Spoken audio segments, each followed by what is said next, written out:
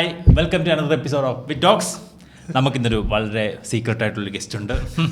Public കഴിയുന്നുള്ളൂ. നമ്മൾ തമ്മിൽ പബ്ലിക് ആയി കഴിഞ്ഞതുകൊണ്ട് നല്ല പറഞ്ഞതല്ലേ.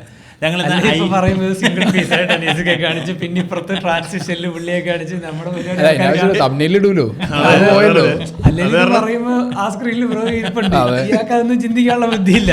പക്ഷെ വിട്ടോസ് കാണുന്ന ആൾക്കാർ അനീസിക്കാന്ന് പറഞ്ഞാൽ മരിക്കും. ഇവിടെ ഫാൻസ് കൂടുതൽ ഇപ്പുറത്താ. ആള് വാദം വരാതെ സംസാരിക്കും. സ്റ്റാൻഡപ്പിൽ അവർക്ക് ഉണ്ട് ഫാൻസ്. അതുകൊണ്ട് ഇത് ഞാൻ പിടിച്ചു. നിലനിൽപ്പണേ, ജോലി ഇറങ്ങിയിട്ടുണ്ട്. ശരിക്കും നമുക്ക് ഇന്നത്തെ ടോപ്പിക്ക് നിങ്ങൾ വിചാരിക്കും ഞങ്ങൾ ഇന്ന് കേരളത്തിലെ കൊടുമ്പിരി കൊള്ളുന്ന കൂലങ്കഷമായൊരു സംസാരിക്കേണ്ട ഒരു വിഷയം സംസാരിക്കുമെന്ന് നിങ്ങൾ വിചാരിക്കും. പക്ഷേ ഞങ്ങൾ സംസാരിക്കാൻ പോകുന്നത് ക്രിക്കറ്റിനെ പറ്റിയാണ്. കാരണം IPL വരുന്നു, IPL തുടങ്ങുകയാണ്. ഇത് പറയുമ്പോഴല്ല, ഞങ്ങൾ IPL ഇറക്കണമെന്ന് വിചാരിക്കുന്ന ഒരു എപ്പിസോഡാണ്. IPL തൊട്ട് മുന്നേ ഇറക്കണമെന്ന്, IPL സ്റ്റാർട്ട് ചെയ്യുന്നതന്നെ. സോ അപ്പം നമ്മൾ സഞ്ജു സാംസനെ വിളിക്കണമെന്നാണ് IPL കൂടെ ആൾക്കാർ.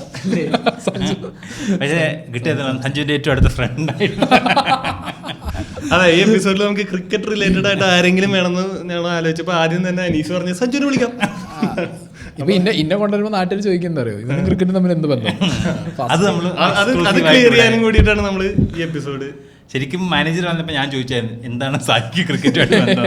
കാരണം എൻ്റെ അറിവിൽ സായി ഒരു സോഷ്യൽ സ്പീക്കറാണ്. ആ സാധനം ഞാൻ ഇവിടെ ഡിസ്ക്ലോസ് ചെയ്തിട്ടില്ല. ഇല്ല, കുറവാ, എവിടെയും പറഞ്ഞിട്ടില്ല. എവിടെയോ 1-2 ഫോട്ടോ ഇട്ടു എന്നല്ലാതെ ആ ജേണിനെ കുറിച്ച് ഞാൻ സംസാരിച്ചിട്ടില്ല. സോ എക്സ്ക്ലൂസീവ് ആയിട്ടുള്ള ഒരു ഫ്രണ്ട്ഷിപ്പിന്റെ കാര്യം എല്ലാവർക്കും അറിയാം. അത് ഓൾമോസ്റ്റ് എല്ലാവർക്കും എന്തായാലും ക്രിക്കറ്റിംഗ് ബാക്ക്ഗ്രൗണ്ടിൽ നിന്ന് വന്നതായിരിക്കുള്ളൂ എന്നുള്ളൊരു ചെറിയ അനുമാനം ആൾക്കാരുടെ ഇടയിൽ. മേ ബി ലൈക്ക് അല്ല എന്താ പറയാ, ഇപ്പൊ സഞ്ജുവിനെ പോയി ഫോട്ടോ പറഞ്ഞാൽ എല്ലാരും ക്രിക്കറ്റ് കളിക്കണമെന്നും ഇല്ലല്ലോ. ക്രിക്കറ്റ് കളിക്കാത്തതാണ് സഞ്ജുവിനെ പരിചയം. ആളെന്തെങ്കിലും ചോദിച്ചാൽ പറയാറിയണ്ടേ. ശരിക്കും സായി, ക്രിക്കറ്റിൽ സായി എന്താണ് സായി? ഞാൻ റൈറ്റ് ഹാൻഡ് ബാറ്റ്സ്മാൻ. സായിയുടെ ക്രിക്കറ്റിംഗ് ജേണി നമുക്ക് ക്രിക്കറ്റിംഗ് ജേണി എന്ന് പറഞ്ഞാൽ ഭയങ്കര ചെറുപ്പം മുതലേ എനിക്ക് ഏറ്റവും എന്നെ പഠിപ്പിച്ചതും എനിക്ക് കാണിച്ചു തന്നതുമായിട്ടുള്ള സ്പോർട്ട് ക്രിക്കറ്റാണ്. മുത്തശ്ശനാണ് അതിൻ്റെ എല്ലാ ക്രെഡിറ്റും. ആൾക്കൊരു മിൽമ ബൂത്ത് ഉണ്ട് മലപ്പുറത്ത്. ആൾ മറ്റേ ഗൾഫ് റിട്ടേൺ പരിപാടികളൊക്കെയാണ്. അമ്മമ്മ കുറച്ച് ഓവർ ഡോമിനേറ്റിംഗ് ആയിരുന്നു. അതുകൊണ്ട് മുത്തശ്ശനോട് മിണ്ടാതെ അവിടെ പോയിരുന്നു എന്ന് പറഞ്ഞിട്ട് ആശാൻ അവിടെ പോയിരിക്കും. ടെസ്റ്റ് തുടങ്ങുമ്പോൾ കംപ്ലീറ്റ് ഡേ മൂപ്പർക്ക് പനിയാണെന്ന് പറഞ്ഞിട്ട് വീട്ടിൽ വന്നിരുന്നിട്ട് കളി കാണും. ഇടിക്കുമ്പോൾ TV ഓഫാക്കരുതല്ലോ, മുത്തച്ഛന് പനിയാണല്ലോ, നോക്കാൻ ഇനിയും പിടിച്ചിരുത്തും. അങ്ങനെ ഞാനും പിടിച്ചിരുന്ന് ക്രിക്കറ്റ് കാണാൻ തുടങ്ങി. ഇങ്ങനെയാണെങ്കിൽ ഒടുക്കത്തെ കമൻട്രിയും സച്ചിനെ വരെ ഡ്രൈവ് പഠിപ്പിക്കുന്ന അവസ്ഥ. അങ്ങനെ ക്രിക്കറ്റ് കണ്ട് അവിടെ ഞാൻ കാണാൻ തുടങ്ങി. ക്രിക്കറ്റ് എനിക്ക് ബേസിക്കലി അവിടെ നിന്നാണ് കാണാൻ തുടങ്ങിയത്. പിന്നെ എല്ലാവർക്കും ചിലപ്പോൾ ക്രിക്കറ്റ് കണക്റ്റ് ആവുന്നുണ്ട് എല്ലാവർക്കും. കാരണം മുത്തശ്ശൻ ഇത് പഠിപ്പിച്ചുകൊണ്ട് അതുവരെ തോക്കും കത്തിയായിട്ടായിരുന്നു കളിച്ചിരുന്നത്. ഏറ്റവും കൂടുതൽ എനിക്ക് കിട്ടിയ ടോയ്സ് തോക്കും കത്തിയാണ്. ഞാൻ അതാണ് ഏറ്റവും കൂടുതൽ മേടിച്ചതെന്നാണ് അമ്മ പറയുന്നത്. പെട്ടെന്ന് അത് മാറിയിട്ട് കംപ്ലീറ്റ് ക്രിക്കറ്റിൻ്റെ മറ്റേ പ്ലാസ്റ്റിക് ബാറ്റ്, ബോള് അങ്ങനെയായി. മുത്തശ്ശൻ്റെ കൂടെ ഇരുന്നിട്ട് അറിയാണ്ട് ചിലപ്പോൾ റിവ്യൂ പറയുന്നത് കൂടി പഠിച്ചു. പറയുന്നില്ല, ഇൻഫ്ലുവൻസ് ചിലപ്പോൾ കിട്ടിക്കാണും. അല്ല സത്യം, അങ്ങനെ ഒരു സാധനം ആരെ കണ്ടാലും പോരാന്ന് പറയേണ്ട വൈബ് ചിലപ്പോൾ അവിടെ നിന്നായിരിക്കും. അങ്ങനെ ഒരു പരമപുച്ച എല്ലാവരും പുച്ച അവിടെ നിന്ന് കിട്ടിയതായിരിക്കാം. അങ്ങനെ ക്രിക്കറ്റിൻ്റെ ഇത് തുടങ്ങി. അങ്ങനെ ക്രിക്കറ്റിൻ്റെ മെല്ലെ മെല്ലെ ആ സാധനം കിട്ടി തുടങ്ങി. പിന്നെ ആസ് യൂഷ്വൽ സച്ചിൻ അത് ഭയങ്കരമായിട്ട് കയറി. അത്യാവശ്യം ബാറ്റ് പിടിച്ച് കളിക്കാൻ തുടങ്ങിയ ഒരു കാലം മുതൽ പിന്നെ ഞാൻ കാണുന്നത് ഏട്ടന്മാർ വീടിൻ്റെ അടുത്തുള്ള ഒരു ചെറിയ ഗ്രൗണ്ട് ഗ്രൗണ്ടല്ല, ഒരു പ്രോപ്പർട്ടീനകത്ത് വിക്കറ്റൊക്കെ വെച്ച് കളിക്കുന്നതാണ്. ഏട്ടന്മാരെ സീൻ എന്ന് പറഞ്ഞാൽ അറിയാലോ, ഏട്ടന്മാരെല്ലാം വലുതാണ്. അപ്പോൾ ബാറ്റിങ്ങും ബോളിങ്ങും ഇല്ല. നമ്മളങ്ങനെ നോക്കിയിരിക്കും, ബോൾ വെറുക്കാൻ പോയി സ്കീമാണ്. അപ്പോൾ ഇവർ വരുന്നതിന് മുമ്പ് നമുക്ക് കളിക്കണം. അപ്പോൾ നമ്മളപ്പുറത്ത് കാർ പാർക്കിംഗ് ഉണ്ട്. കാർ പാർക്കിംഗ് പോയിട്ട് ഞാനും വേറൊരു ഞങ്ങൾ 2 കണ്ണന്മാരാ, കുട്ടിക്കണ്ണനും വലിയ കണ്ണനും. 2 കണ്ണന്മാർ, വലിയ കണ്ണനും. അപ്പം ഞങ്ങൾക്ക് രണ്ടാക്കും ബാറ്റിങ്ങും ബോളിങ്ങും ഇല്ലല്ലോ. നമ്മളതിൻ്റെ ബാറ്റും ബോളും എടുത്തിട്ട് ഇവർ വരുന്നതിന് മുന്നേ ഒരു അരമണിക്കൂർ കാർ പാർക്കിങ്ങിൽ കൊടൂര കളി, നല്ല കളി. അത് കഴിഞ്ഞിട്ടാണ് നമ്മൾ ഏട്ടന്മാരൊപ്പം കളിക്കാൻ പോവുക.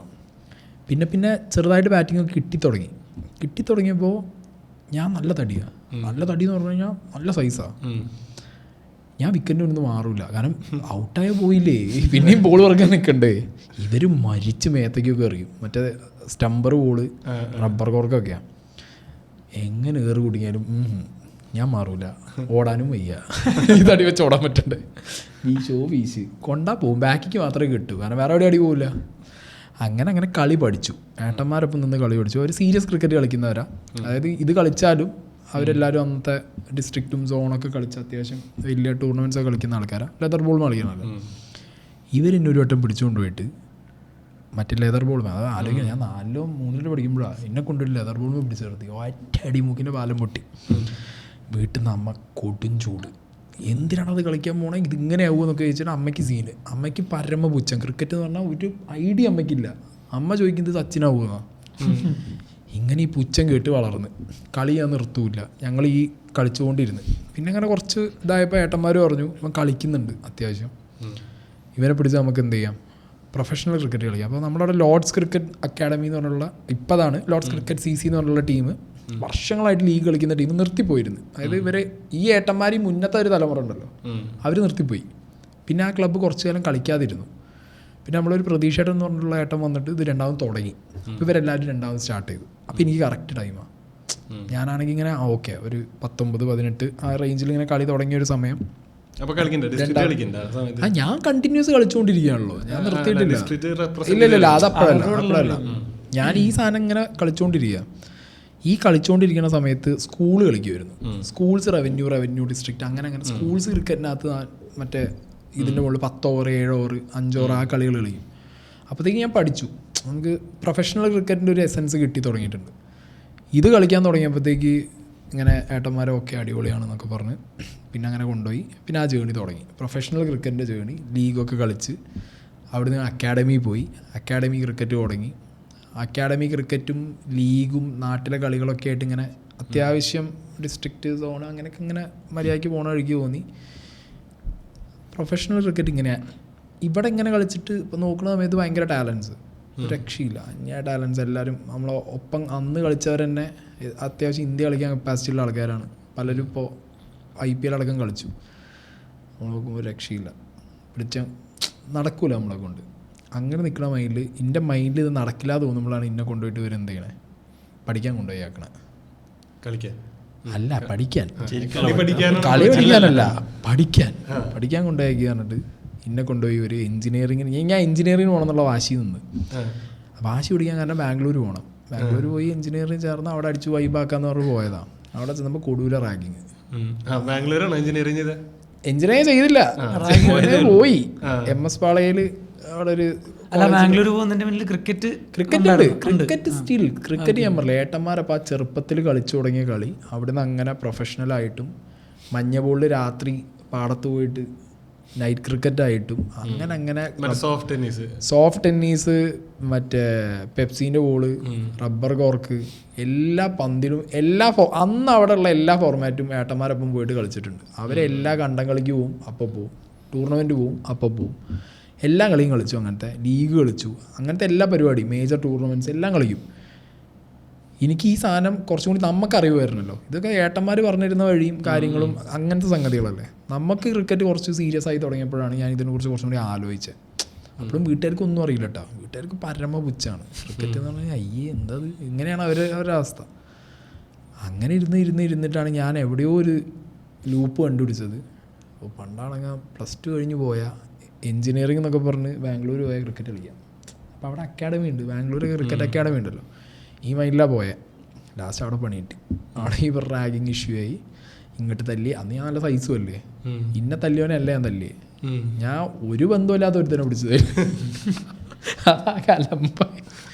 അലമ്പായി കയ്യിൽ നിന്ന് പോയി വീട്ടിൽ വന്നിരുന്ന് കൊടൂര നോണയൊക്കെ പറഞ്ഞ് വീട്ടിൽ നിന്ന് എന്തെങ്കിലും ചെയ്യണം എന്നൊക്കെ പറഞ്ഞ് അമ്മമ്മ ലാസ്റ്റ് പോയി അന്വേഷിക്കുമ്പോഴാണ് പ്രശ്നമാണ് വിഷയമെന്നൊക്കെ അറിഞ്ഞ്. പിന്നെ ലാസ്റ്റ് എഞ്ചിനീയറിംഗ് പോയി, ഡ്രോപ്പ് ചെയ്തു. ആ പൈസയും പോയി, എഞ്ചിനീയറിംഗും പോയി, ബാംഗ്ലൂരും പോയി. അല്ല അന്ന് നിർത്തിയിട്ട് വരുമ്പോൾ ഫുൾ ഫീസൊക്കെ അടച്ചിട്ട് വരേണ്ടി വരില്ലേ?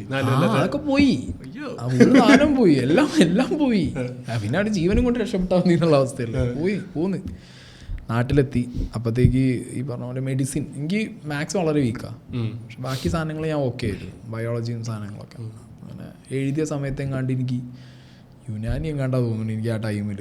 വേറെ ഒന്നും കിട്ടുന്നൊന്നുമില്ല, ജനറലാണ്. അതുകൊണ്ട് പിന്നെ ആ ഒരു അവസ്ഥയായിരുന്നു. എൻ്റെ വാശിക്ക് ഞാൻ പറഞ്ഞു MBBS അല്ല മെഡിസിനും പോയതിനിടയ്ക്ക്.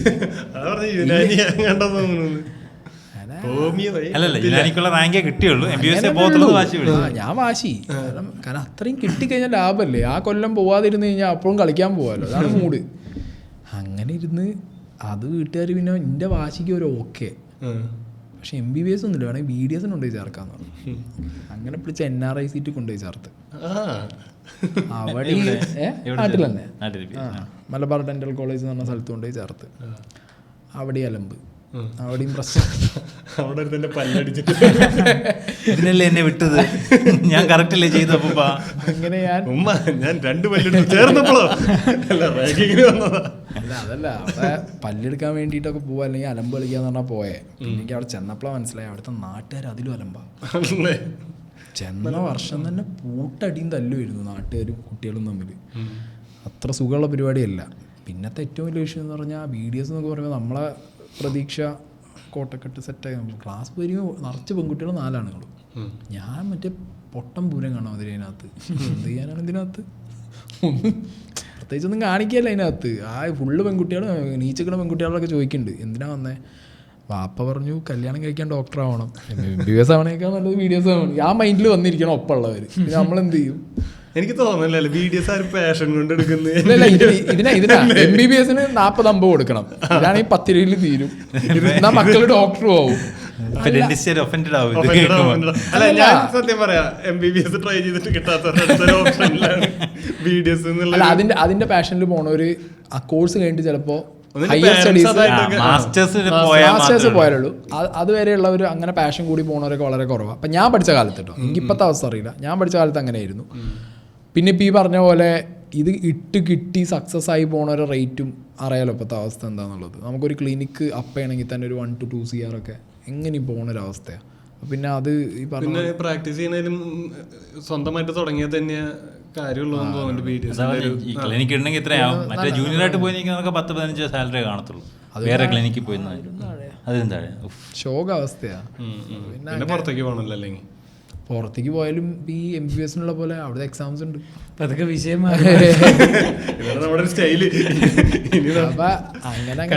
ഞാനതിന്റെ മെയിൻ പ്രശ്നം കേട്ടോ, ഇന്നെ പിടിച്ചാൽ കിട്ടില്ല. ഞാൻ ഏതോ വഴിക്ക് പോകും. ഞാൻ നിങ്ങൾ തരുന്ന വണ്ടി കയറി ഞാൻ പോരും, ഇന്നെ കിട്ടൂല. ഞാൻ ടോപ്പിക്കുന്നൊക്കെ പോകും.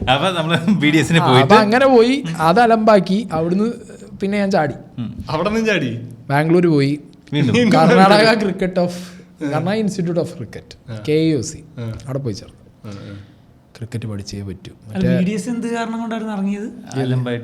വെറുതെ കച്ചറ എക്സാം എഴുതിയാൽ മതിയല്ലോ, അല്ല പയ്യമായി പോകേണ്ട ആവശ്യമൊന്നുമില്ലല്ലോ. പിന്നെ ഈ കളിക്കുന്നവർക്കൊക്കെ കുറച്ച് സുഖമുള്ള പരിപാടി എന്ന് പറഞ്ഞാൽ മാച്ച് ഉള്ളപ്പോഴൊക്കെ പോയാൽ മതിയുള്ള സ്കീമൊക്കെയാണ്. പിന്നെ ഇതല്ലേ നമ്മളെ NRI സീറ്റ് അല്ലേ. എത്ര വർഷം പോയി കാണും? ഞാൻ കംപ്ലീറ്റ് ചെയ്ത് അവിടെ കംപ്ലീറ്റ് ചെയ്തില്ല, ബാക്കി ഓക്സ്ഫോർഡിൽ കംപ്ലീറ്റ് ചെയ്തത്. ബാംഗ്ലൂര് അതും പോയിട്ടൊന്നുമില്ല. പക്ഷേ കോഴ്സ് കംപ്ലീറ്റ് ആണ് BDS. അപ്പൊ ഡോക്ടറാണ് താങ്കൾ? ഇല്ല, പാസ്സായാലും ആകത്തുള്ളൂ. Course complete. ആൻഡ് ആ ഒരു പ്രൊഫഷനോടും എനിക്കിപ്പോൾ ഈ പറഞ്ഞ പോലെ പാഷനുമില്ല, താല്പര്യമില്ല, ഒന്നുമില്ല. അങ്ങനെ വീട്ടുകാരുടെ നിർബന്ധം, പിന്നെ ഒരു ഡിഗ്രി, അതിനോടൊരു ഇത് വേണ്ടേ. നമ്മൾ ചെയ്യുന്ന ജോലിനോട് നമുക്കൊരു പിന്നെ ഞാൻ ഇങ്ങനെ പല്ലെടുക്കാൻ പോകുമ്പോൾ മറ്റോ കുത്തിന്റെ പല്ലുകൾ വെറുതെ പോണ ഞാൻ വിട്ട്. അല്ലല്ല, അതൊരു പ്രൈവറ്റ് സാധനമാണ്. അപ്പം അതിനകത്ത് പോയി ചേർന്നു. അവിടെ നിന്ന് നന്നായി പറ്റിച്ച്. പറ്റിപ്പ് എന്ന് പറഞ്ഞാൽ അതാണ് പറ്റിപ്പ്. അവിടുന്ന് ചെങ്ങായി നമ്മൾ മറ്റേ ബക്കറ്റിൽ ബോൾ ചെയ്ത് ഫീഡറായിരുന്നു കുറേ. എനിക്കറിയണ്ടേ, എൻ്റെ വിചാരം ഇത് ഇട്ട് കൊടുത്ത് കണ്ടുപിടിക്കാന്ന് പറഞ്ഞു ചേട്ടൻ. ഞാൻ ഒരു കൊല്ലം അണ്ടറാമ് വരുന്ന പ്ലേയേഴ്സിനൊക്കെ എനിക്ക് ബാറ്റ് ചെയ്യാൻ കിട്ടുന്ന സത്യം. ഇയാൾ എന്നോട് ഞാൻ ഒന്ന് ആലോചിക്കണേ, നാട്ടിൽ അത്യാവശ്യം നന്നായി കളിച്ച്, അത്യാവശ്യം കളി എന്താണെന്നറിഞ്ഞ്, നാട്ടിൽ ലീവൊക്കെ കളിച്ച്, ഡിസ്ട്രിക്റ്റ് കളിച്ച്, അതിന് അങ്ങനെ പോയി ഒരു അത്യാവശ്യം നല്ല ക്രിക്കറ്റ് കളിച്ച ഒരു ബാക്ക്ഗ്രൗണ്ടിൽ നിന്ന് കുറച്ചു കാലം ബ്രേക്ക് കിട്ടി.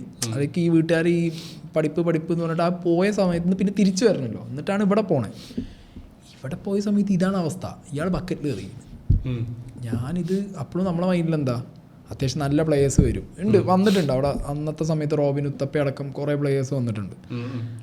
പക്ഷെ അവർക്കൊക്കെ എറിയാൻ നമുക്ക് സമയമില്ല. അവിടെയൊക്കെ നല്ല ആൾക്കാർ എറിഞ്ഞു കൊടുക്കണം. അങ്ങനെ അവിടെ കുറച്ച് സമയം പോയപ്പോൾ എനിക്ക് മനസ്സിലായി ഇതല്ല കറക്റ്റ് സ്ഥലം എന്നുള്ളത്. അങ്ങനെ ഞാൻ അവിടെ നിന്ന് ചാടി. ഫീസൊക്കെ ഉള്ള സ്ഥലമായിരുന്നു. പിന്നെ നല്ല പൈസ വാങ്ങിയില്ല അയാൾ. ജേഴ്സിയിൽ നിന്ന് ആകെ പറ്റിച്ച് ചെയ്ത്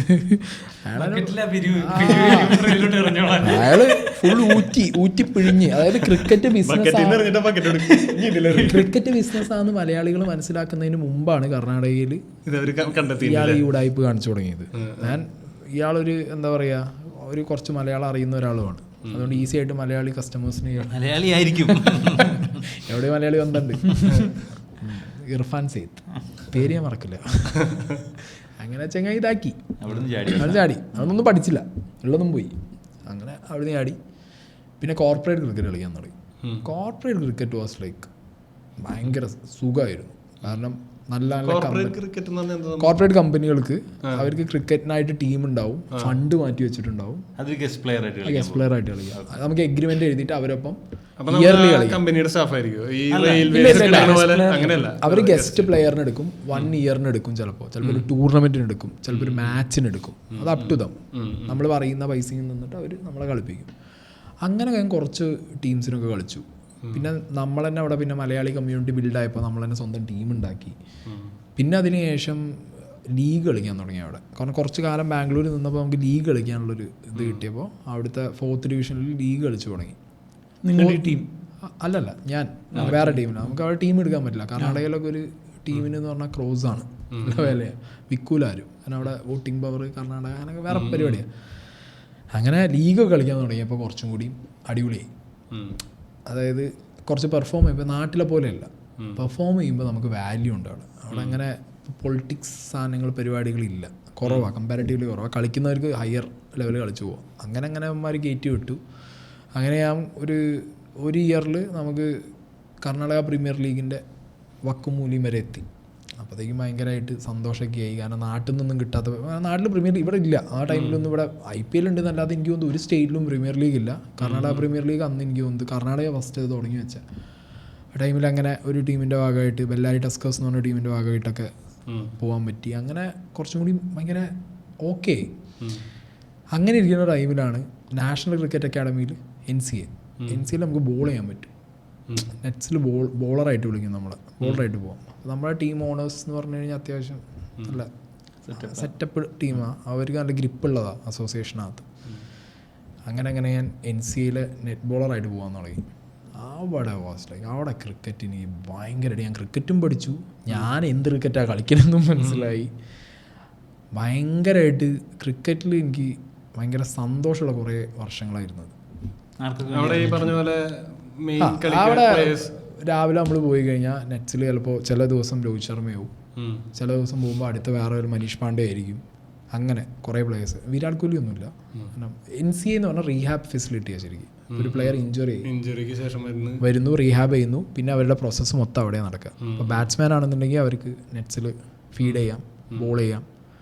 അപ്പോൾ മാച്ച് സ്റ്റിമുലേറ്റിംഗ് ഉണ്ടാവും, അതിൻ്റെ ഭാഗമായിട്ട് കളിക്കാം. ബോളേഴ്സ് ആണെന്നുണ്ടെങ്കിൽ സ്പോട്ട് ബോളിംഗ് ഉണ്ടാവും. ചിലപ്പോൾ അവർക്ക് സ്പോട്ട് വേണ്ട, പാഡപ്പ് ചെയ്തൊരു ബാറ്റ്സ്മാനെ വേണ്ടതെന്നുണ്ടെങ്കിൽ നമുക്ക് പോയി നിൽക്കാം. അത് ഭയങ്കര ഒരു പ്രോസസ്സായിരുന്നു. അത് ടെസ്റ്റൊക്കെ വരുമ്പോൾ നമുക്ക് ഭയങ്കര രസമാണ്. രഹാനയ്ക്കും മറ്റേ പൂജാരയ്ക്കൊക്കെ ബോൾ ചെയ്തിട്ട് കൈയൊക്കെ രാവിലെ നീക്കാൻ പറ്റില്ല, അങ്ങനെ ബാഗ് വെച്ച് നടക്കണം. വേറെ ഔട്ടാവില്ല, ചത്താലും ഔട്ടാവില്ല, ഒറ്റ ബോൾ അടിക്കൂല്ല. അവരിങ്ങനെ നോക്കും. നമ്മൾ വാശിക്ക് എറിയും, കറക്കി എറിയും, മുട്ടി. ഈ പ്രോസസ്സ് IPL വരുമ്പോൾ ആ ടീംസിനെ കിട്ടും. ഫോറിൻ ടീംസ് ട്രാവൽ ചെയ്യുമ്പോൾ ആരും, ഇപ്പം ഞാൻ സ്പിന്നറായിരുന്നു, റൈറ്റ് ആം ഓഫ് സ്പിന്നറാണ്. അപ്പോൾ ഫോറിൻ ടീംസിൽ ഏറ്റവും കൂടുതൽ ആവശ്യം സ്പിന്നേഴ്സിനെയാണ്. ഫാസ്റ്റ് ബോളേഴ്സ് ഓൾറെഡി അവർക്ക് അറിയാം. ലെഗ് സ്പിന്നറെ, ലെഫ്റ്റ് ഹാൻഡ് സ്പിന്നർ, ഓഫ് സ്പിന്നറൊക്കെ കിട്ടിയ അവർക്ക് ഭയങ്കര സുഖമാണ്. അപ്പോൾ അവന്മാർ ഓപ്റ്റ് ചെയ്യാൻ നമ്മളെ ഫാസ്റ്റ് ബോളേഴ്സിനെ വിളിക്കൂല. അപ്പോൾ നമ്മൾ ഓസ്ട്രേലിയ വന്നോ ഓസ്ട്രേലിയൻ്റെ ഒപ്പം, സൗത്ത് ആഫ്രിക്ക വന്നോ സൗത്ത് ആഫ്രിക്കേൻ്റെ ഒപ്പം. അങ്ങനെയായി ലൈഫ്. ഭയങ്കര രസമായിരുന്നു. IPL ടീമിൻ്റെ ഒപ്പം ഏത് ടീം വന്നാലും RCBൻ്റെ ഓപ്പോസിറ്റ് ആരാ കളിക്കുന്നത് ആ ടീമിൽ ബോൾ ചെയ്യുക, ഇപ്പുറത്ത് ബാക്കി നാഷണൽ ടീമിന് ബോൾ ചെയ്യുക, എല്ലാ പ്ലെയേഴ്സിനായിട്ട് കണക്ഷൻ, പരമസുഖം, സന്തോഷം. ഇവിടുന്ന് നേരെ ഇറങ്ങും, അപ്പുറത്ത് കോർപ്പറേറ്റ് പോവും, നല്ല അടി. കാരണം ഇവിടുന്ന് കാര്യം പഠിക്കുന്നുണ്ടല്ലോ, സംഗതി മനസ്സിലായല്ലോ, ഒന്ന് ലെവൽ കൂടി. അപ്പുറത്ത് ചെന്നിട്ട് കണ്ണ് കണ്ടവരെ വലിച്ചു പറിച്ചു. അവർ പാവം കോർപ്പറേറ്റുകൾ. അതില്ല, അത് പാടില്ല. അവിടെ എങ്ങനെ അറിയാം, കോർപ്പറേറ്റുകാർ രാവിലെ മുതൽ തിങ്കൾ മുതൽ വെള്ളി വരെ അധ്വാനിച്ച് വരികയാണ്. പാവങ്ങൾ ഓഫീസിന് മുന്നിൽ ഇരുന്നിട്ട് ഭയങ്കര ദേഷ്യവും പാഷനും ഒക്കെ അവർക്ക്. ഇവർ ഓടി വന്ന് ഫസ്റ്റ് ബോളൊക്കെ എറിയുമ്പോൾ നമ്മൾ നടന്നു വിട്ടൊരു ഒറ്റ അടിയാണ്. അതിൻ്റെ അവർ ഫുള്ള് പ്രശ്നമാണ്, പ്രഷറാണ് അവർക്ക്. അപ്പം അങ്ങനെയൊക്കെ ഭയങ്കര രസമാണ് ആ കളി. ഭയങ്കര അവർ ഭയങ്കര സീരിയസാണ്, നമ്മളൊട്ടും സീരിയസ് അല്ല. നമ്മൾ തോന്നിയ മാതിരി കളിക്കുക. കാരണം ലീഗിൻ്റെ ഫേസ് മാത്രം നമുക്ക് സീരിയസ് ആയാൽ മതി. ലീഗ് അല്ലാത്ത കോർപ്പറേറ്റ് ക്രിക്കറ്റ് പൈസ വാങ്ങി ഉണ്ടാകാൻ പോടാന്നുള്ള നല്ല പൈസ കിട്ടും. അതായത് ഇപ്പോൾ ഞാൻ SAPക്കൊക്കെ ഗസ്റ്റായിട്ട് പോയിട്ടുണ്ട്.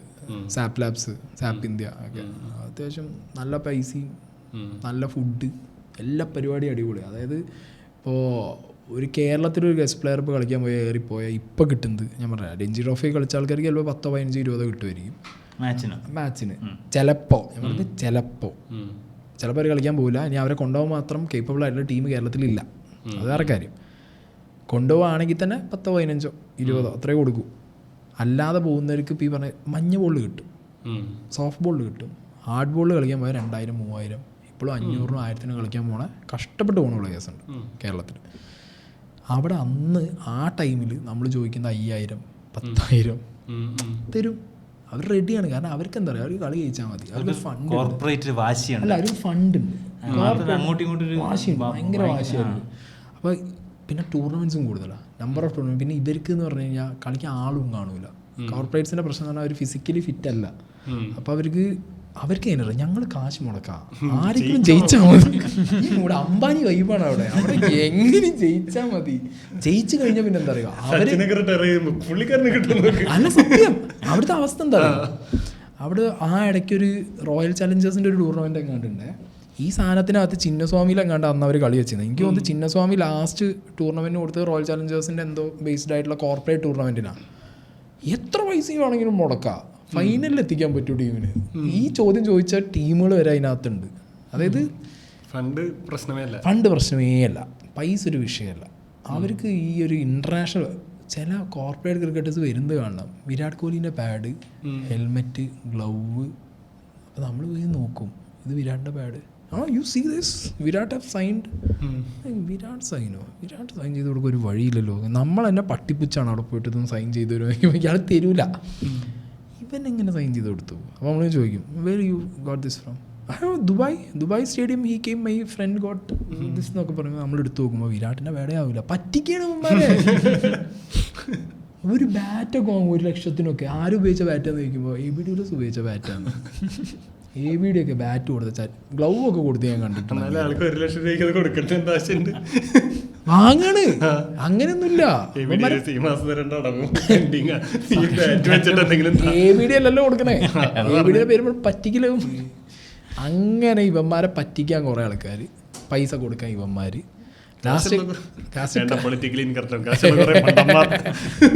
അല്ല അത് ഇവന്മാർക്ക് ബേസിക്കലി ഷോ കാണിക്കണം, അപ്പം അതിനുള്ള പരിപാടികൾ. അപ്പം അതിൻ്റെ ഇടയിൽ കൂടിയാണ് കുറേ കോർപ്പറേറ്റ് ക്രിക്കറ്റ് കളിച്ചത്.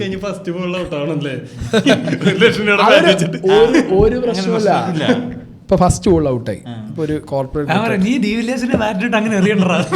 അല്ല എന്താ പറയാ അറിയോ, ഫസ്റ്റ് ബോൾ ഇപ്പോൾ ഒരാൾ കളിച്ചിട്ട് ഇങ്ങനെ ഔട്ടായി ഇങ്ങനെ നിൽക്കും, എന്നിട്ട് ഇങ്ങനെ നോക്കും, അങ്ങനെ കുത്തി ബാറ്റൊക്കെ നോക്കിയിട്ട് ഇങ്ങനെ വന്നിട്ട് നമ്മളിപ്പോൾ ചോദിക്കുകയാണ്, bro how you got out? Man, that ball came very late. I was very advanced. Then the ball pitched there, it went outside.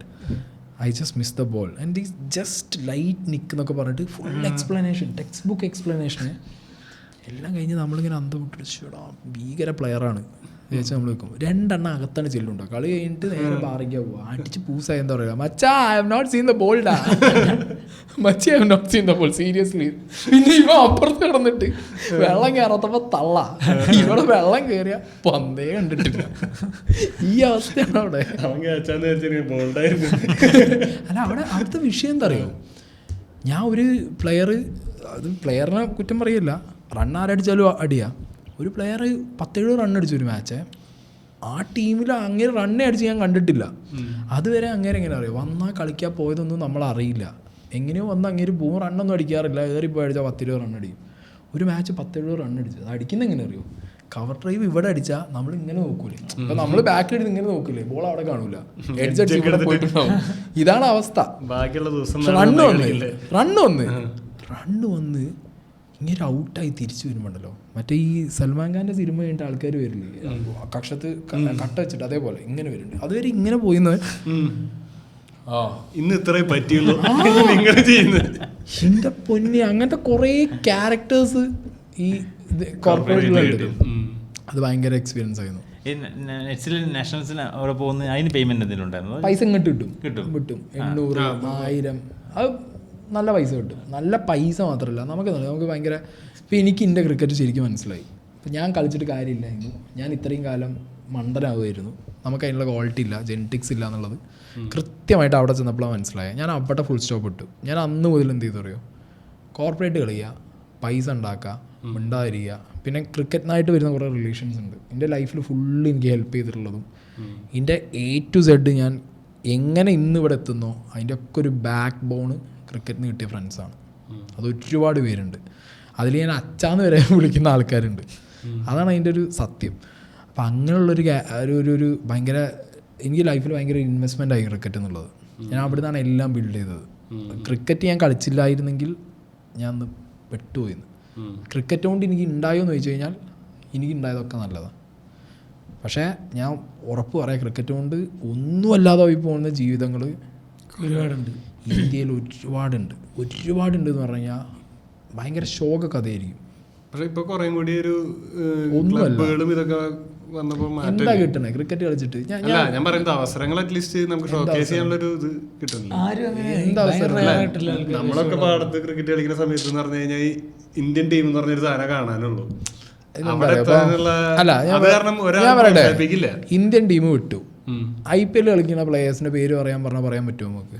ഇപ്പോഴും ഇല്ല. ഒരു ടീമിനകത്ത് സ്റ്റാർ സ്റ്റഡഡ് ലിസ്റ്റിനകത്ത് ആ ടോപ്പ് സ്റ്റാർ സ്റ്റഡഡ് ആയിട്ടുള്ള പ്ലേയേഴ്സിനെ അല്ലാതെ ന്യൂ പ്ലേയേഴ്സ് നമുക്ക് അറിയില്ല.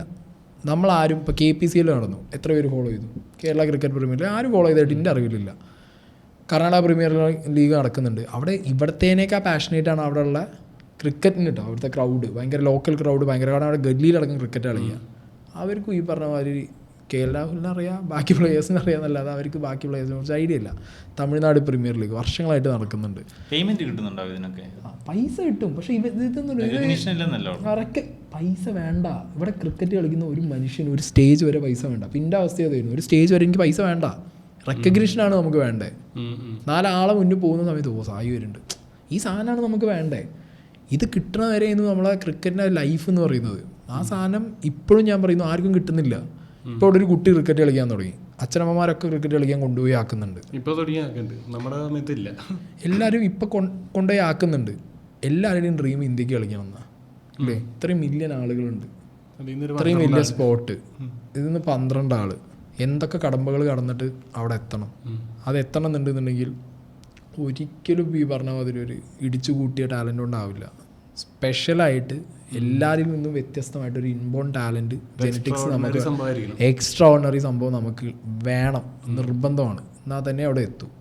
എത്ര പൈസ ചിലവാക്കുന്നുണ്ടാവും. ഒരു ആവറേജ് ഇപ്പോഴത്തെ ഒരു പാരൻ്റ് ഒരു കുട്ടീനെ ക്രിക്കറ്റ് കളിക്കാൻ വേണ്ടി ഒരു അക്കാഡമി കൊണ്ടുപോയാക്കിയിട്ട് ആ കുട്ടീനൊരു 5 കൊല്ലം ഒരു 12 വയസ്സ് മുതൽ ഒരു അണ്ടർ 19 ആണ് ഇപ്പോൾ ബേസ്. അണ്ടർ 19 ഉള്ളിൽ നിങ്ങളെ കുട്ടികൾ ക്രിക്കറ്റിൽ ഒന്നും ആവുന്നില്ലേ? ഇപ്പോഴത്തെ ജനറേഷൻ ഇപ്പോഴത്തെ പരിപാടി നിർത്തുന്നതല്ലേ.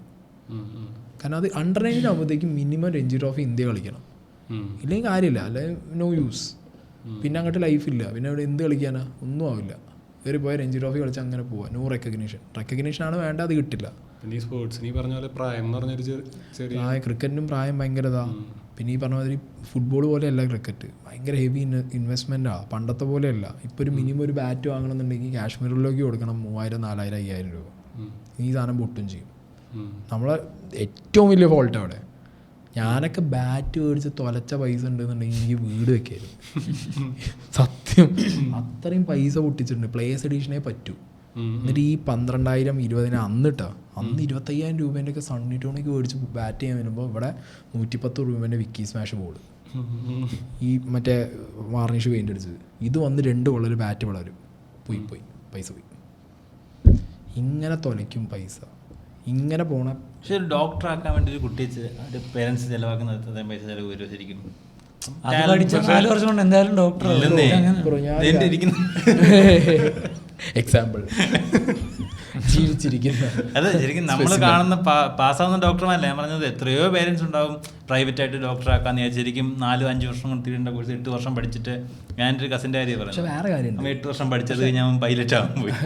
5 വർഷം തീരേണ്ട കോഴ്സ് 8 വർഷം പഠിച്ചിട്ട് അവസാനം പൈലറ്റ് ആവാൻ പോയി. ഫ്ലൈറ്റ് കയറുന്നവരുടെ പല്ല് പറിക്കും. അവൻ MBBS ഡോക്ടറാണ്. അവനപ്പം അവന്റെ പാഷൻ മാറി 8 കൊല്ലമായപ്പോ എനിക്കിനി അതല്ല, കാശുള്ള അവന്റെ കാശുണ്ട്. കാശില്ലേ?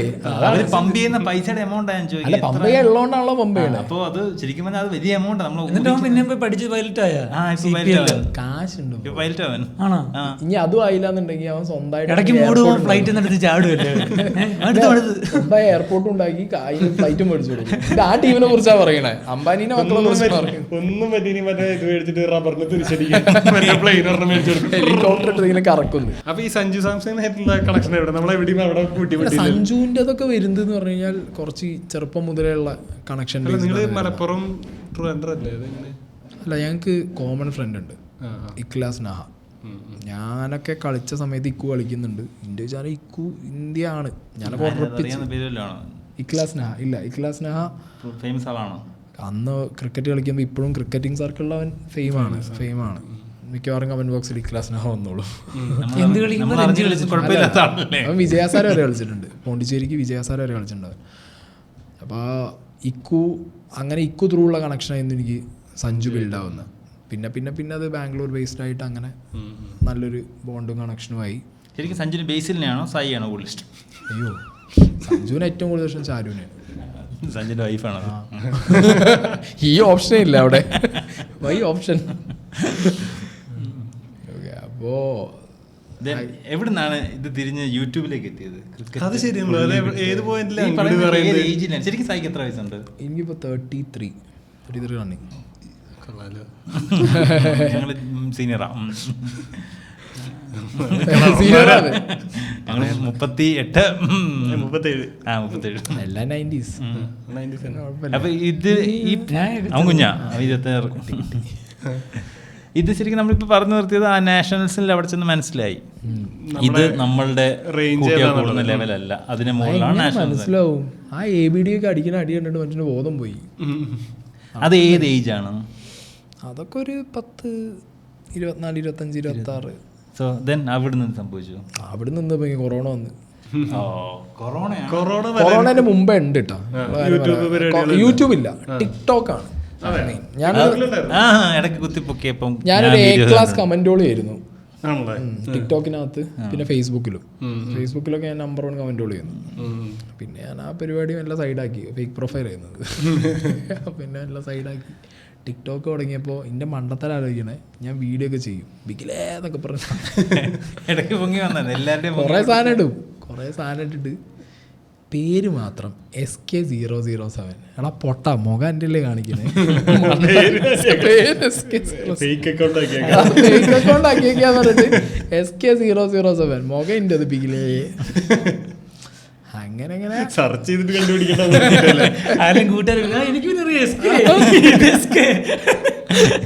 അങ്ങനെ അതിൽ ഒരുപാട് ഫോളോവേഴ്സ് ഉണ്ടായിരുന്നോ? അല്ല, അന്ന് ഞാൻ തന്നെ ഇടും ഇന്ത്യൻ്റെ ഫേക്ക് അക്കൗണ്ടിൽ ഞാൻ തന്നെ കയറിയിട്ട് ലൈക്ക് ഒരു കമന്റ് ഞാൻ തന്നെ തീർക്കും. നിങ്ങളൊരു ദിവസം തകർക്കും. അങ്ങനെ അതിനകത്ത് അങ്ങനെ പോയി. പിന്നെ അതിനിടയിൽ എനിക്ക് ഡോഗ്സിനെ ഭയങ്കരമായിട്ടൊരു പാഷൻ കയറിയിരുന്നു. അതിനിടയിൽ അങ്ങനെ വന്ന് ഡോഗ്സിനെ ഒരു ഡോഗായി. ഒരാളെ ഞാൻ റോഡ് സൈഡിൽ നിന്ന് കണ്ടിട്ട് എനിക്ക് ഭയങ്കരമായിട്ട് അവനെ ചെറിയ കൂട് 6 മാസം അടുപ്പിച്ചുള്ള ഡോഗിനെ ഇവന്മാർ മറ്റേ 2 മാസമുള്ള പട്ടിക്കുട്ടി കിടക്കുന്ന കൂട് കൊണ്ടുപോയിട്ട് ഒരു ഹസ്കീനെ അല്ല ഷോപ്പിൽ വെച്ചിരിക്കുക വിൽക്കാൻ. അതിൽ ബെൻഡായിട്ടിരിക്കുന്നു ഇവൻ ആകെ. കണ്ടിട്ട് ഞാൻ ആകെ സഹിക്കണില്ല. 2-3 വട്ടം കൂടി കാറൊക്കെ എടുത്ത് പോയി. അമ്മേനോട് ലാസ്റ്റ് പറഞ്ഞു വീട്ടിലേക്ക് എന്തായാലും ഇവൻ എടുത്ത് കൊണ്ടുവന്നു പറഞ്ഞു. എന്തോ കാണിക്ക് അല്ല എൻ്റെ മാക്സിമം ലൈഫ്. അല്ല അത് ഞാൻ ഇപ്പം പലരും ചോദിക്കുന്നുണ്ടാവും കാറിന്ന് എന്താ ഇറങ്ങാത്തത്. കാറ് ഞാൻ നമ്മളുടെ അറ്റാച്ച്മെന്റ് പറയാം. ഞാൻ വീട്ടിൽ ആദ്യം കണ്ട വണ്ടി പ്രീമിയം പത്മിനിയാണ്. മറ്റേ കയ്യിലെങ്ങാണ്ട് ഇങ്ങനെ അതിൻ്റെ അത് കഴിഞ്ഞിട്ട് നീ ഒരു മറ്റേ അംബാസിഡർ അത് കഴിഞ്ഞ് റീപ്ലേസ് ചെയ്ത് വന്നു. പിന്നെ അതിൻ്റെ ഇടയിൽ ഒരു 800 എവിടുന്ന അച്ഛൻ പുളി മാർക്കറ്റിൽ നിന്ന് കൊടുന്നൊരു ഓർമ്മ എനിക്കുണ്ട്. പുളി മാർക്കറ്റോ? ആ ഇടിഞ്ഞു പൊളിഞ്ഞൊരു വണ്ടി. ഓണം വെച്ച് ബാക്കി എല്ലായിടത്തും പുളി മാർക്കറ്റ് നമ്മുടെ അവിടെ പട്ടാളം എന്ന് പറയും. തൃശ്ശൂർ പട്ടാളം. ഇത് വണ്ടി വിളിക്കുന്നതിന്. അത് വണ്ടി വിളിക്കുന്ന മാർക്കറ്റിലെ പട്ടാള മാർക്കറ്റ് എന്നാ പറയുന്നത്. മറ്റേതല്ലേ 2K അല്ലല്ലേ ഇവൻ UK തന്നെ പറയാം. ഞാൻ ഈ ആക്രി ബിസിനസ് ലാസ്റ്റ് അവന്റെ ബർത്ത്ഡേ അവൻ 2K അല്ല 90s അതിന്റെ ആകുന്നുണ്ടല്ലോ, രണ്ടിന്റെ ഇടയ്ക്ക് വരുന്ന ഒരാളുണ്ട്. ഞാൻ അവിടെ നിന്ന് ഇറങ്ങി അങ്ങോട്ട് എത്തിയിട്ടില്ല. അതെ, നമ്മളവിടെ പട്ടാള മാർക്കറ്റ് എന്ന് പറയാം. സെക്കൻഡ്സ് വണ്ടിയുടെ എല്ലാ സാധനം കിട്ടും, ടയറും ബ്രേക്കും. അങ്ങനെ കിട്ടണ പരിപാടിയാണ് ഇത്. വണ്ടിയായിട്ട് കിട്ടിയല്ല, അങ്ങനെ പൊളിക്കാൻ കൊടുക്കണ വണ്ടികളുണ്ടാവും. പൊളി പൈസക്ക്, എഞ്ചിന്റെ പൈസക്ക് മാത്രം, അല്ലെങ്കിൽ മറ്റേ ഇരുമ്പിന്റെ പൈസക്ക് കൊടുക്കും. അങ്ങനെ അവിടെ തോന്നുന്നു. അപ്പൊ അങ്ങനെ ആ ഒരു വണ്ടി ഉണ്ടായിരുന്നു. കാണുന്നുണ്ട് അത്യാവശ്യം മാമന്മാരും ഇവരൊക്കെ വണ്ടി മടി കയറ്റിരുത്തിട്ട് ഓടിക്കാൻ പറ്റുമോ നോക്കും. പിന്നൊരു സ്റ്റേജിൽ കാറേ തൊടാൻ തരുന്നില്ല, കാറും തരുന്നില്ല, ഒരു സാധനവും തരുന്നില്ല. എങ്ങനെ തരും വീട്ടിൽ കയറില്ലെന്നാണ് പറഞ്ഞേക്കണത്. അല്ല അത് ഈ ടൈമിലല്ല, ഇതിന് മുമ്പേ നമ്മളെ മടിയിലിരുത്തി ആ ടൈമിൽ നിന്ന് വിട്ടിട്ട് പിന്നെ തരുന്നില്ല. സ്കൂൾ ടൈമിലാണ് പിന്നെ ഒരു ഷെവർലാൻഡ് ഒരു ആബി കൊടുക്കുന്നത്, യുവ എന്ന് പറഞ്ഞ വണ്ടി. പക്ഷെ അതെനിക്ക് ഒന്ന് മലപ്പുറത്ത് തന്നെ ആദ്യത്തെ വണ്ടി ആകുന്നുണ്ട്. വേറെ ഒരു നാട്ടുകാർ വണ്ടി എടുത്തിട്ടില്ല, പെട്രോൾ കുടിച്ച് ചാവണ ഒരു വണ്ടി. അതായത് ആവിയോ എന്ന് പേരിട്ട് അതിന്റെ ഓണേഴ്സ് ഒക്കെ ആവി ആയിട്ടുണ്ടാവും അടിച്ചടിച്ച്. ആബിയോ യുവ. അങ്ങനെ ആ വണ്ടി എടുത്തിട്ട് അച്ഛൻ വീട്ടിൽ നിർത്തിപ്പോയി. അച്ഛൻ ഗൾഫാണല്ലോ, വീട്ടിൽ നിർത്തിപ്പോയി. പിന്നെ അങ്ങനെ കണ്ടിരിക്കും, ഉള്ളിൽ കയറി ഇതാക്കും, താക്കോല് കയറില്ല. പിന്നെ അച്ഛൻ വന്നപ്പോഴത്തേക്ക് ഞാൻ മറ്റേ ഗെയിമൊക്കെ കളിക്കും, നമ്മളെ സാധനമൊക്കെ കിട്ടിക്കാണെങ്കിൽ. അപ്പോൾ അത്യാവശ്യം അച്ഛനെ എന്തോ തോന്നിയോ എനിക്കറിയില്ല, ഒരു ഇറക്കൊക്കെ എത്തിയപ്പോൾ എന്നോട് പറഞ്ഞു വണ്ടി ഒന്ന് ഓടിച്ച് നോക്കുന്നതാണ്. കയറിയിരുന്നിട്ട് ഞാൻ കയറിയിരുന്ന് സ്റ്റിയറിങ് ഓക്കെയാണ്, ഇതിടാറിയില്ല. അപ്പോൾ പിന്നെ അച്ഛൻ പറഞ്ഞു പഠിപ്പിച്ച് തന്ന്, ഒറ്റ പഠിപ്പിച്ച് തന്നുള്ളൂ. എനിക്കിത് അതിയായ ആഗ്രഹം ആയതുകൊണ്ട് ഞാൻ എടുത്തു തുടങ്ങി. പിന്നെ ഒരു 8-9 മുതൽ അങ്ങനെ എടുത്തു തുടങ്ങി. അന്ന് മുതൽ വണ്ടിയിൽ നിന്ന് ഇറങ്ങിയിട്ടില്ല. പഠിച്ച അന്ന് മുതൽ പിന്നെ കാറ്, ഈ വീട്ടിലെ കാറ് കിട്ടിയില്ലെങ്കിൽ ഫ്രണ്ടിൻ്റെ കാറും കിട്ടിയില്ലെങ്കിൽ വാടകയ്ക്ക് എടുക്കും, എന്നിട്ട് അത് കൊണ്ടുപോയി തട്ടിക്കും. എന്നിട്ട് അതിൻ്റെ പൈസ വീട്ടിലോ ഞങ്ങൾ പിരിവിട്ട് കൊടുക്കലോ. അങ്ങനെ കംപ്ലീറ്റ് കാറും ബൈക്കുമായിട്ട് ജീവിതം കുറേ പോയിട്ടുണ്ട്. ഇടിച്ചു കുത്തി വീണ്. ശരിക്കും പറഞ്ഞ ട്രാവൽ വ്ളോഗല്ലേ തുടങ്ങേണ്ടിയിരുന്നേ അല്ലേ? ട്രാവൽ അല്ലല്ലോ, ആരെ ട്രാവൽ ചെയ്താൽ മിന്നൽ പോലെയല്ലേ പോണേ, നാട്ടുകാർ സ്ഥലം കാണാനല്ലല്ലോ പോണേ. ബൈക്ക് ഇങ്ങനെ എഞ്ചിൻ ഓണാകും, ഒറ്റ പോക്കാം. എനിക്കും നാട്ടുകാരെ കാണില്ല, നാട്ടുകാർക്ക് ഇനിയും കാണില്ല, ഒരു മിന്നൽ പോയ ശബ്ദം മാത്രം കേൾക്കാം. ഇതായിരുന്നു അവസ്ഥ. ബൈക്കിലാണെങ്കിലും കാറിലാണെങ്കിലും ഇതാണ് അവസ്ഥ. പിന്നെ ട്രാവൽ വ്ളോഗും ചെയ്യാൻ പറ്റില്ലല്ലോ. റാഷ് ആൻഡ് നെഗ്ലിജന്റ് ഭയങ്കരമായിട്ട് വണ്ടി ഇടിച്ചിട്ടുണ്ട്. ഇപ്പോ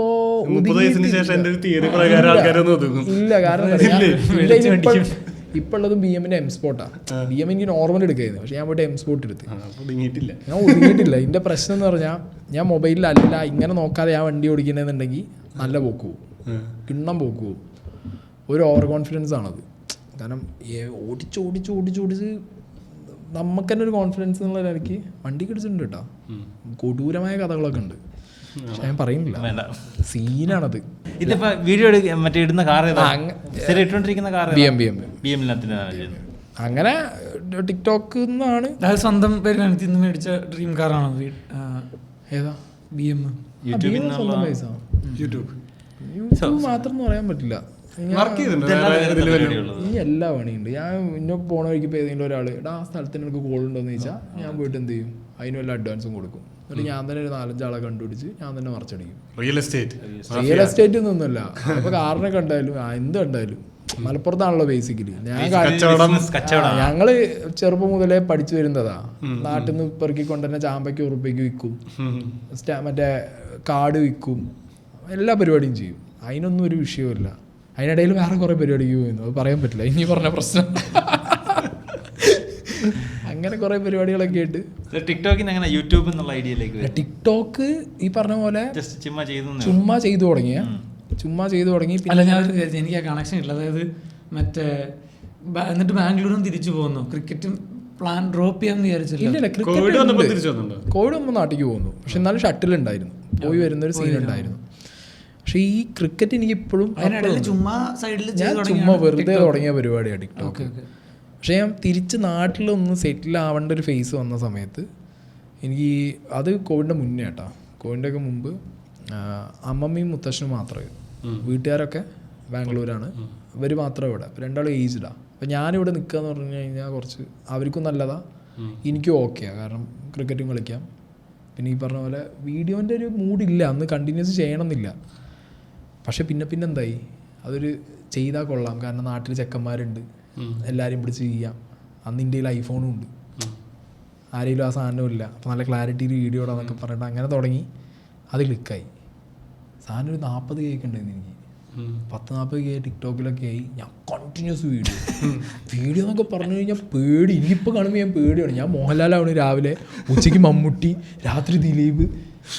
പരകായ പ്രവേശം പോലത്തെ ഇന്ന് എനിക്കറിയണ്ടേ പൊട്ട ഇത് ഈ തന്നെയാണ്. ഇതിനായിട്ട് ഒരു ബന്ധം, ഡയലോഗ് മാത്രം ലിപ്സിംഗ് പോലും കറക്റ്റ് ആവണില്ല. അങ്ങനത്തെ അവസ്ഥ. ഞാൻ ഇതേ വേഷം ഇങ്ങനെ തന്നെ വന്നിരുന്ന്, മോഹൻലാലാണെങ്കിൽ ഒന്ന് ചെരിയെങ്കിലും വേണ്ടേ, മോഹൻലാൽ ഒന്ന് ലിപ്സിംഗ് ചെയ്യാനില്ല, 2 ഭാവം ഇട്ട് ഞാൻ തീർക്കും. ഇങ്ങനെ 10,000-6,000 വീഡിയോ ഇട്ടിട്ടുണ്ട്. ഭ്രാന്ത് ആലോചിച്ച് നോക്ക് നിങ്ങൾ. അന്ന് മനസ്സിനകത്ത് ഞാൻ അഭിനയിച്ച് തകർക്കും സിനിമ. ഞാനൊരു കോമൺ മാന്, ഒരു സാധാരണ മനുഷ്യന്, ഒരു ആൺകുട്ടിക്ക് തോന്നേണ്ട എല്ലാ ഫീൽഡിലും എനിക്ക് ആഗ്രഹം തോന്നിയിട്ടുണ്ട്. ഞാൻ ട്രൈ ചെയ്തിട്ടുണ്ട്. സിനിമ ട്രൈ ചെയ്തിട്ടുണ്ടോ? സിനിമ ഇതിന്ന് വിളിക്കുന്നുള്ള പ്രതീക്ഷയിലാണ്ട് ട്രൈ ചെയ്യുന്നുണ്ടോ ഓഡീഷൻ? അതിന് മുന്നേ ഞാൻ ഓൾറെഡി ഒരു സിനിമ ചെയ്തതാണ്. ആ LD കേൾക്കണ്ട, ഇപ്പം മിസ് കോൾ ഉണ്ടാ ചെങ്ങായിൻ്റെ വേണമെങ്കിൽ ആൻസർ നിങ്ങൾ വിശ്വസിക്കില്ല. LD ഷോർട്ട് ഫിലിം എത്രയോ വർഷം മുമ്പ് അതിപ്പോഴും ഇറങ്ങിയിട്ടില്ല.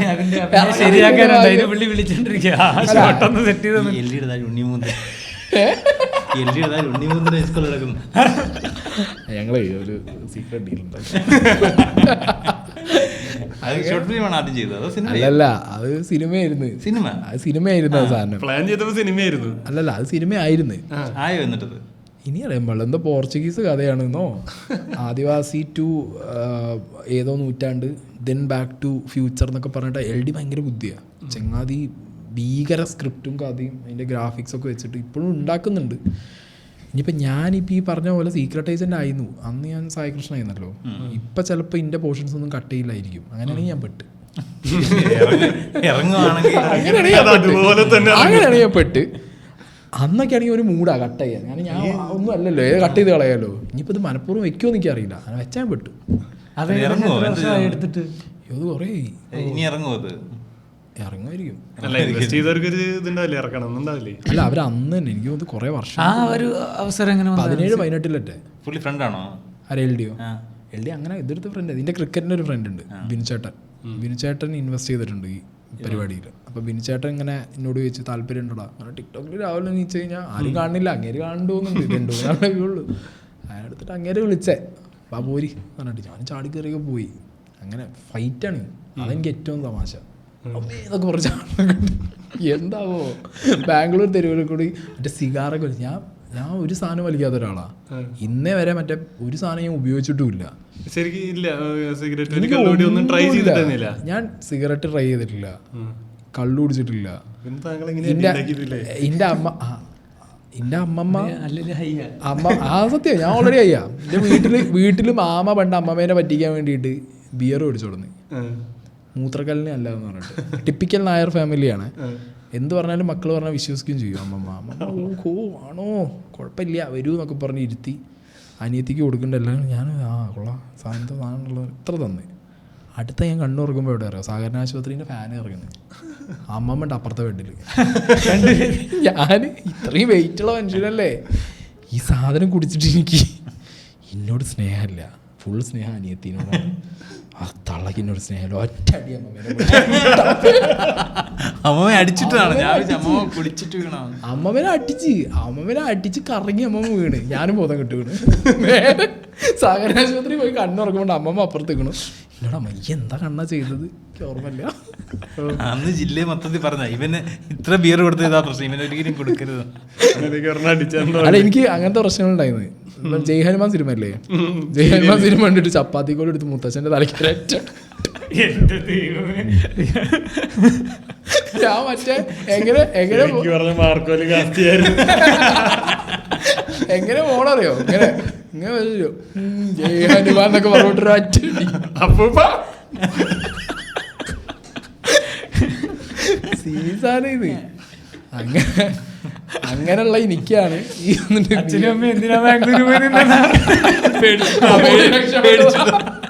അന്നത്തെ പ്രായമായ മുത്തശ്ശിയുടെ അടുത്ത് എന്ത് ധൈര്യത്തിലായിരുന്നു ഞാൻ അച്ഛൻ്റെ അടുത്ത് ഇതേമാതിരി അച്ഛനായിട്ട് പണ്ട് ഭയങ്കര കമ്പനി, ഇടയ്ക്കാണ് കണക്ഷൻ വിട്ടത്. അച്ഛനായിട്ട് അത്യാവശ്യം കൊള്ളാവുന്ന കണക്ഷൻ ഉള്ള സമയത്ത് ചട്ടയെടുത്ത് നല്ലൊരു സൈഡിലേക്ക് കയറി. ഇല്ലില്ല, അച്ഛന് നല്ല പേടിയുണ്ടായിരുന്നു. അച്ഛൻ്റെ സീൻ എന്താ ചെയ്യും, അച്ഛൻ വരുന്ന വരവിലൊക്കെ എന്താ, ഞാൻ അച്ഛൻ്റെ ഓരോ വരവിലും ഞാൻ 10 കിലോ കൂടും. ഞാൻ അങ്ങനെ നിൽക്കില്ലേ,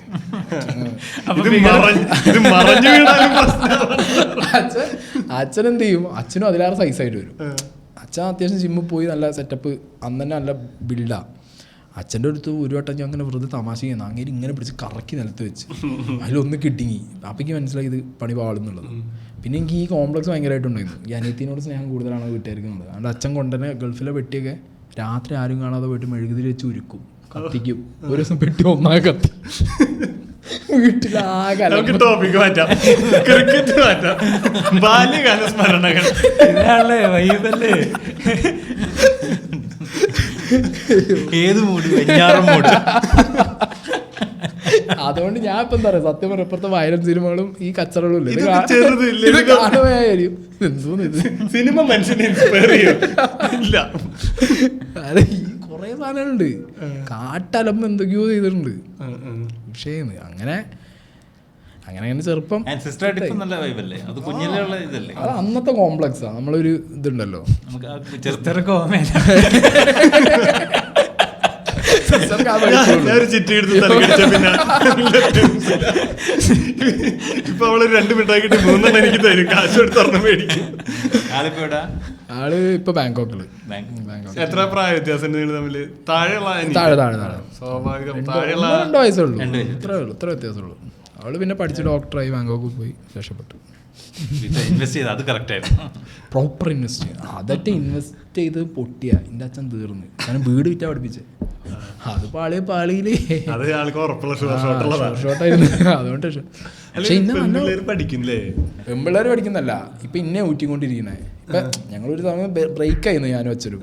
ബിഗ് ബോസിൽ കണ്ടിട്ടുണ്ടാവും, ചിലപ്പോൾ വിവോസ് ചിലപ്പോൾ കണ്ടിട്ടുണ്ടാവും. ഞാനും അച്ഛനും തമ്മിൽ കട്ട കലിപ്പ്, പ്രശ്നം തമ്മിൽ മുണ്ടില്ല. പ്രശ്നം ചെറുതാണ്, പൊറാട്ട കഴിച്ചിട്ട് തന്നില്ല. അതിന്റെ വിഷമം ഞാൻ മനസ്സിൽ വെച്ച് കൊണ്ട് നടന്ന് സംസാരിച്ചില്ല. ട്രോമ കൊച്ചിലോ ചെറുതായിട്ട് ഡെലീഷ്യ എന്ന ഹോട്ടലുണ്ട്. പൊറോട്ട ഞാൻ നല്ല തടിയല്ലേ, തള്ളല്ല കേട്ടോ, ഒറ്റ ഇരിപ്പിന് 7-8 പൊറോട്ടയൊക്കെ അകത്താക്കും. നമ്മളോട് അതിലാറ് നിന്ന് ഞാൻ കുറച്ച് പറഞ്ഞതാ. ഇത് പഴയ കാര്യമല്ലോ, നമ്മുടെ ചെറുപ്പത്തിലെ കാര്യം. ഞാൻ ഇപ്പോഴും തിന്നു അത്ര. എനിക്ക് ഷുഗറാ. അല്ല, അപ്പൊ അത് കഴിഞ്ഞപ്പോ 8 കഴിഞ്ഞിട്ട് എന്റെ അച്ഛൻ്റെ സീൻ എന്താ വെച്ചാ, നിനക്ക് ആവശ്യമുള്ളത് നീ വാങ്ങണം, സായി കൃഷ്ണൻ ആവശ്യമുള്ളത് സായി കൃഷ്ണന് വാങ്ങാം, സായി കൃഷ്ണൻ ബാക്കിയുള്ളവരെ നിന്ന് കൈയിട്ട് വരാൻ പാടില്ല. അച്ഛൻ ചോദിക്കും നിനക്ക് വേണോ, അപ്പൊ ഞാൻ പറയും വേണം എന്ന് പറഞ്ഞാൽ തരും. വേണ്ടാന്ന് പറഞ്ഞിട്ട് പിന്നെ വേണമെന്ന് പറഞ്ഞ് പോയാണ്ടല്ലോ സംഗതി പാടും. ഇങ്ങനെയായിട്ട് ഞാൻ എന്ത് ചെയ്തു, ഇതേമാതിരി ഹോട്ടലിൽ പോയി പൊറോട്ട ഓർഡർ ചെയ്ത് 2 എണ്ണം മതി ചോദിച്ചു, 2 വട്ടം ചോദിച്ചു, മതി എന്ന് പറഞ്ഞു. 2 പൊറോട്ട ഇങ്ങനെ ചുരുട്ടി വായിക്കിട്ട് പിന്നെ ഒന്നും ഓർമ്മയില്ല. ബാക്കിയുള്ളവർ പ്ലേറ്റ് നോക്കുമ്പോഴൊക്കെ പൊറോട്ട ഉണ്ട്, ഇനി ഓർഡർ ചെയ്യാൻ മുന്നു നമ്മളൊരു ഇതുണ്ടാവുമല്ലോ, അച്ഛൻ്റെ പ്ലേറ്റ് അല്ലേ കൈയുടെ ടപ്പ് വേണ്ടി സായി കൃഷ്ണനോട് ചോദിച്ച സായി കൃഷ്ണൻ വാങ്ങും. പോയി എല്ലാം പോയി. അവിടെ എനിക്ക് ഭയങ്കര ഹേർട്ടായി. ട്രോമ ഞാൻ നോക്കുമ്പോൾ അപ്പുറത്ത് അനിയത്തിക്ക് കൊടുക്കുന്നുണ്ട്, നമ്മളെ കഴിച്ചു സീനല്ലേ. ഞാൻ ഇത്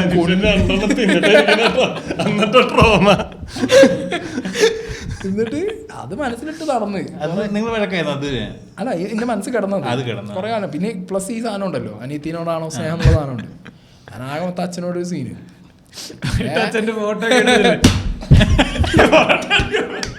ഇല്ലല്ല അച്ഛനോട് പറ്റ കലിപ്പായതപ്പോഴല്ല, അച്ഛനോട് പറ്റ കലിപ്പായത് പ്രേമിച്ച് സ്നേഹനെ പ്രേമിച്ച് കല്യാണം കഴിക്കേണ്ട സമയമായി. സ്നേഹന്റെ വീട്ടിൽ കാട്ടലമ്പ്, എങ്ങനെയും കെട്ടിയേ പറ്റൂ, കുറെ കാലമായില്ല നടക്കാൻ തുടങ്ങിയിട്ട്. ആ സമയത്ത് ഇതുണ്ടോ നമ്മുടെ ചാനലും പരിപാടിയൊക്കെ സെറ്റ് ആയ സമയത്ത് ഇൻസ്റ്റാഗ്രാം അത്ര ഉള്ളൂ. അപ്പൊ അങ്ങനെ നടന്ന സമയത്ത് സ്നേഹിക്ക് ജോലിയുണ്ട്, അവർക്ക് കുഴപ്പമില്ല, അവർക്ക് അറിയാം സ്നേഹനെ നോക്കുന്നു.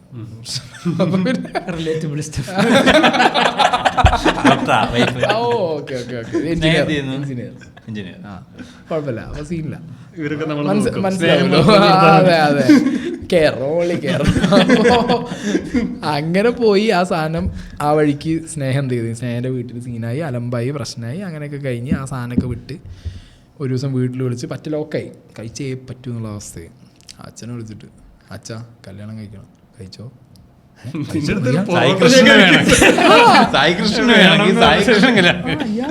പറയുന്നത് കഴിച്ചോ. അല്ല അച്ഛാ കല്യാണം കഴിക്കണം, കഴിച്ചോ. അച്ഛൻ വരുമോ? ഞാൻ വരില്ല. അച്ഛൻ വരില്ലേ? എന്താ അച്ഛൻ വരാത്തെ? ഞാൻ എന്തിനാ വരേണ്ട ആവശ്യം? എൻ്റെ കല്യാണമല്ലേ, അല്ലെങ്കിൽ ഞാൻ വരുന്ന സമയത്ത് കല്യാണം കഴിച്ചോ.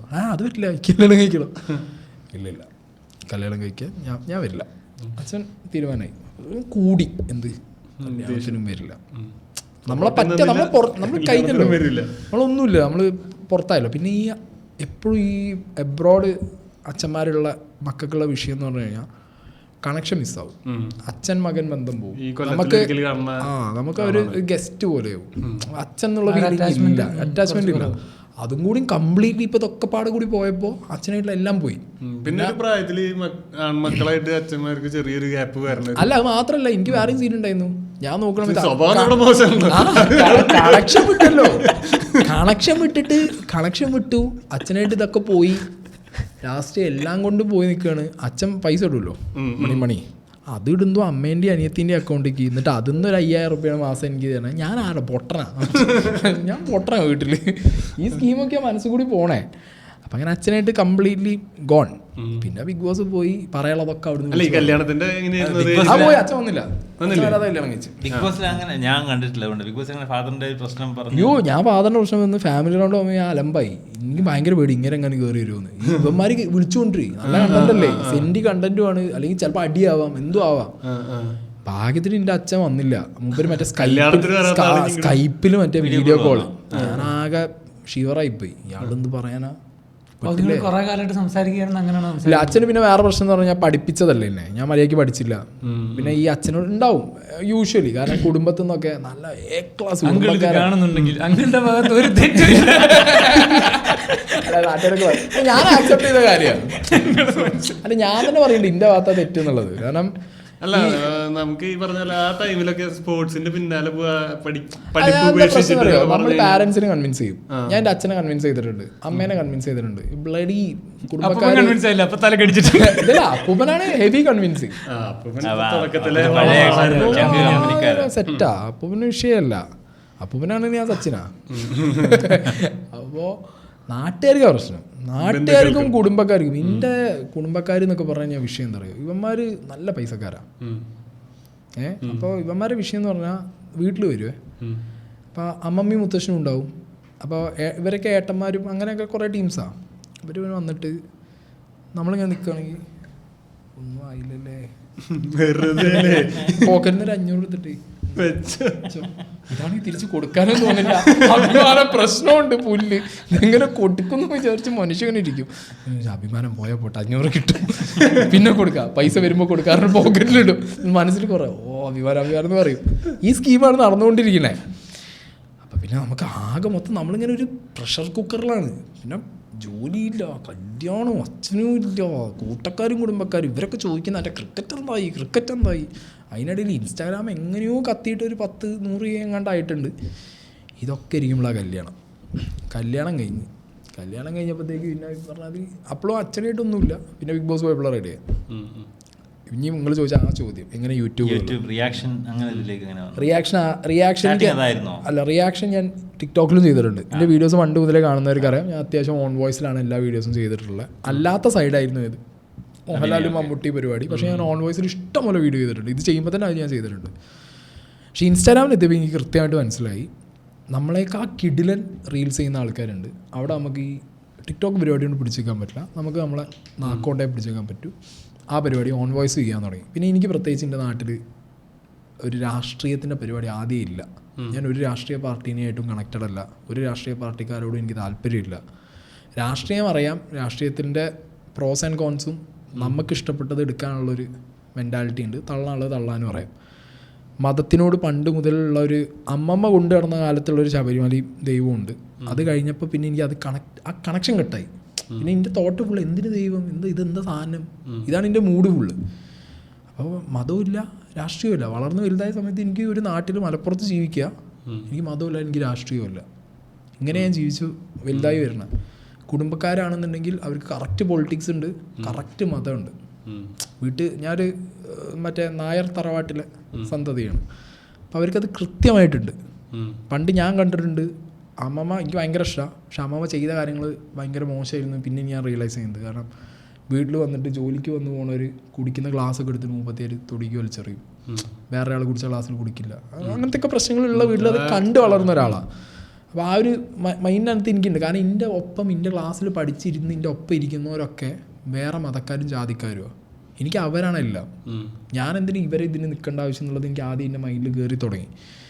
അങ്ങനെ ഞാൻ റിബൽ മൈൻഡഡാണ് ആദ്യം മുതൽ. അപ്പോൾ അങ്ങനത്തെ ഒരു ഇതിലാവുമ്പോൾ ഞാൻ ഓബിയസ്ലി ടിക്ടോക്കിലും അല്ലെങ്കിൽ ഇൻസ്റ്റാഗ്രാമിലും ഓൺ വോയിസിലും സംസാരിക്കുന്നത് ഇങ്ങനത്തെ വിഷയങ്ങളാണ്. ദൈവം, ജാതി, മതം, പൊളിറ്റിക്സ്, ഞാൻ ഇങ്ങനെ തന്നെ എനിക്ക് കണ്ട് തുറന്നു പറഞ്ഞു പോണ കേസാണ്. ഇങ്ങനെയായി ഇൻസ്റ്റാഗ്രാമിൽ ഞാൻ കൂടുതൽ പൊളിറ്റിക്സ് പറയാൻ തുടങ്ങി. പൊളിറ്റിക്സ് പറയാൻ തുടങ്ങിയപ്പോഴത്തേക്ക് പിന്നെ അറിയാലോ കമ്മ്യൂണിസ്റ്റ് പാർട്ടി അത് ഇത് പറഞ്ഞിട്ട് ഞാൻ പിന്നെ അങ്ങോട്ട് തുടങ്ങി. കൊറോണേൻ്റെ സമയത്തിൽ എനിക്ക് കാണുന്ന എടുത്ത് കൊടുക്കാൻ തുടങ്ങി. എൻ്റെ ഇൻസ്റ്റാഗ്രാം അടിച്ച് കളഞ്ഞു ആണ് സത്യം. കേസ് കൊടുത്ത്, സൈബർ സെല്ലിൽ കേസ് കൊടുത്ത്, കണ്ടന്റ് പുൾ ഡൗൺ ചെയ്ത് സൈബർ ടീം ഇൻസ്റ്റാ ഹാൻഡിൽ എടുത്ത് കളഞ്ഞു. ആദ്യം എനിക്ക് 230 സംതിങ് K ഉള്ളപ്പോൾ ഒരെടുത്ത് കളഞ്ഞു. 1 വട്ടം ലോഗിൻ ചെയ്തു പോയി, 2 വട്ടം ലോഗിൻ ചെയ്തു പോയി, 5 വട്ടം ആയപ്പോഴത്തേക്ക് ഈ സമയത്ത് കല്യാണം കഴിഞ്ഞിട്ടില്ലേ? ഈ സമയത്ത് ഭാര്യക്ക് ഭാര്യയ്ക്ക് ജോലി ഉണ്ടല്ലോ. അതല്ല ഞാൻ ചോദിച്ചത്, ഇങ്ങനത്തെ വിഷയങ്ങളിൽ പ്രതികരിക്കുമ്പോൾ ഭാര്യയുടെ സൈഡിൽ നിന്ന് അല്ല ഓർക്കൊരു കുഴപ്പമില്ല, ചെറിയൊരു പേടി ഉണ്ടാവില്ലേ? ഇല്ല സ്നേഹൻ്റെ വിഷയം സ്നേഹം അതേ പറയലുണ്ട്. സ്നേഹയ്ക്ക് അങ്ങനത്തെ ഉള്ളത് പറയുന്നതിന് ഒരു പേടിയില്ലോ. അവള് പറയും ആ ഉള്ളത് പറഞ്ഞുകൊണ്ട് നാളെ സായിനെ ആരെങ്കിലും തീർത്ത് കളഞ്ഞാലും എനിക്കൊരു വിഷയം. അല്ലല്ല അവൾ ആദ്യം പറയും ഉള്ളത് പറഞ്ഞിട്ട് പോയ ഒരാളല്ല, അതിന് വേണ്ടി ഞാൻ ഫൈറ്റ് ചെയ്തുകൊണ്ടെന്ന് പറയുള്ളൂ. അതൊക്കെ അങ്ങനത്തെ ഒരു സീനുള്ള കാര്യമില്ല. അതുകൊണ്ട് ഇനി മുകളിൽ ആകാശം താഴെ ഭൂമിയാണ്. കുട്ടികളായിട്ടില്ല, ഫാമിലി ആണെങ്കിലും അച്ഛനും അമ്മയാണെന്നുണ്ടെങ്കിലും ഈ പണ്ട് മുതലേ ഞാൻ ഇങ്ങനെ ആയതുകൊണ്ട് അവർക്ക് അറിയാം. അവരാണെന്നുണ്ടെങ്കിലും ഇല്ല. പിന്നെ അവർ എൻ്റെ അച്ഛൻ പറയുന്ന ഒരു കാര്യമുണ്ട്, ഇപ്പം അടുത്ത് എന്നോട് സംസാരിച്ചപ്പോഴും ഒക്കെ പറയുന്നതാണ്, പണ്ട് മുതലേ അനക്ക് എല്ലാം തന്നാ വളർത്തിയ, അനക്ക് ആവശ്യപ്പെട്ട എല്ലാ സംഗതികളും എൻ്റെ കയ്യിൽ. അന്ന് ഏതാണോ ലേറ്റസ്റ്റ് മൊബൈൽ എൻ്റെ കയ്യിലുണ്ട്, ഏതാണോ ആവശ്യമുള്ള വണ്ടി. ഞാനൊരു മറ്റേ ഡിസ്കവർ എനിക്ക് ഓടിച്ചു തുടങ്ങിയപ്പോൾ കിട്ടിയത് ഡിസ്കവറാണ്, TVS ബജാജിൻ്റെ. അത് മുതൽ അവിടുന്ന് അങ്ങോട്ട് CVR 250 വരെ, കരിക്സ്മ, ZMR, R15 വേർഷൻ 1 വേർഷൻ 2 ഞാൻ ഉപയോഗിക്കാത്ത അന്ന് ആ മാർക്കറ്റിൽ കിട്ടുന്ന എല്ലാ ബൈക്കും ഞാൻ ഉപയോഗിച്ചിട്ടുണ്ട്. കാർ എനിക്ക് കിട്ടിയിട്ടുണ്ട്, ഇനി കംപ്ലീറ്റ് സാധനവും കിട്ടിയിട്ടുണ്ട്, തിന്നേണ്ട എല്ലാ ഭക്ഷണവും കിട്ടിയിട്ടുണ്ട്. ഇങ്ങനെ ലൈഫ് സ്റ്റൈലുള്ള ഒരാൾക്ക് ഇപ്പോൾ ഈ പറഞ്ഞ പോലെ അപ്പം തട്ടിപ്പോയി എന്നുള്ള മൂഡ്, ഞാൻ അത്രയും ഹാപ്പിയാണ്, ഒരു കുഴപ്പമില്ല.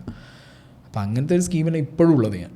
ഇപ്പോഴാണെങ്കിലും ഞാൻ പറയാനുള്ള കാര്യങ്ങൾ എനിക്ക് പറയും, ആർക്കാണെങ്കിലും ഞാൻ പറയും. എനിക്കത് പറയാൻ തോന്നി ഞാൻ പറഞ്ഞിട്ട് പോകും. അത് സ്നേഹിക്ക് പറയാം, ഞാൻ സ്നേഹിനോട് പറയലുണ്ട്. കാരണം ഞാൻ ഇപ്പോൾ ഇന്ന ആരെങ്കിലും തീർത്താലോ ഞാൻ പോയാലോ ഞാൻ ഭയങ്കര ഹാപ്പിയാണ്. എനിക്ക് എന്താ ഒന്നുമില്ല, നമുക്ക് ഇനി ലൈഫ് എൻജോയ് ചെയ്യുന്നുണ്ടല്ലോ, അതിലും കൂടുതലില്ലല്ലോ. സ്നേഹ അത് ആക്സെപ്റ്റഡ് ആണ്, വലിയ വിഷയമൊന്നുമില്ല സ്നേഹയ്ക്ക്. അപ്പോൾ ഈ അടിച്ചു പോയപ്പോഴും സ്നേഹ പറഞ്ഞതാ ഇവിടെ പറയാൻ പറ്റില്ലേ, ഇതാ പറഞ്ഞേ യൂട്യൂബ് തുടങ്ങി. അപ്പോൾ എൻ്റെ മൈൻഡ് ഇതാ ഇൻസ്റ്റ അടിച്ച് കളഞ്ഞ്. സീക്രട്ട് ഏജന്റ് എന്ന് പറഞ്ഞാൽ ടിക്ടോക്ക് പോയി. ടിക്ടോക്കിൽ സീക്രട്ട് ഏജന്റാ. അതെങ്ങനെ അത് മാറി, കുറച്ച് ഫോളോവേഴ്സ് കയറി മാറി. SK07 പറ്റൂ. കുറച്ച് ഫോളോവേഴ്സ് വന്നപ്പോഴത്തേക്ക് ഗൂഗിളിൽ കയറിയിട്ട് best name to put on TikTok secret agent. കുഴപ്പമില്ലല്ലോ, അങ്ങനെ എടുത്താ ഗൂഗിൾ വന്ന പേരാ.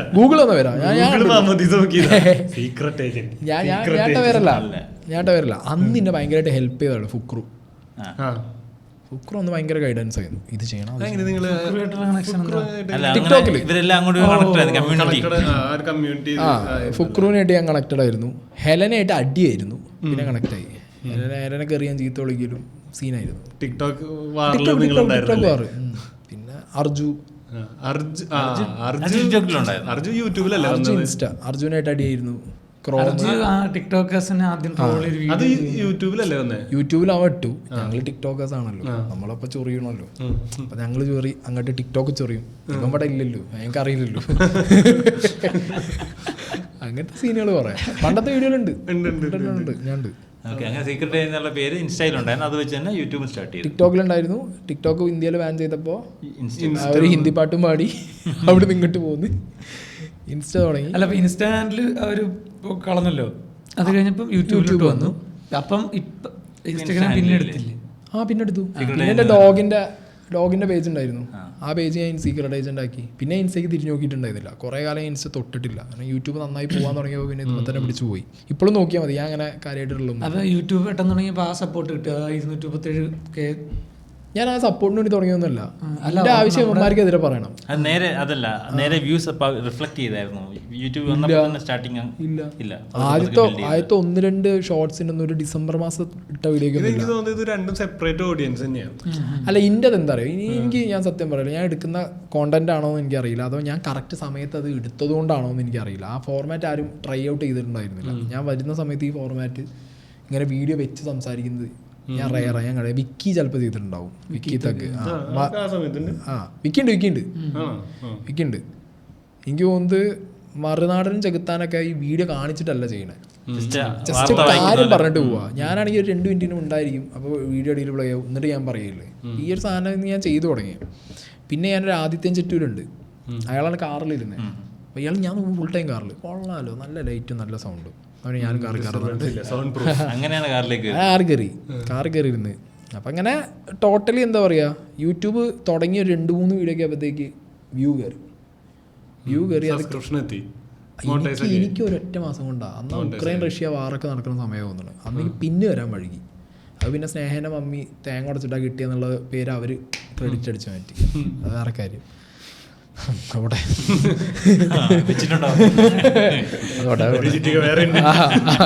അങ്ങനെ പിന്നെ കിട്ടി. പക്ഷെ എനിക്ക് കുറേ പേയ്മെൻറ്റ് അപ്പോഴത്തേക്ക് വന്ന്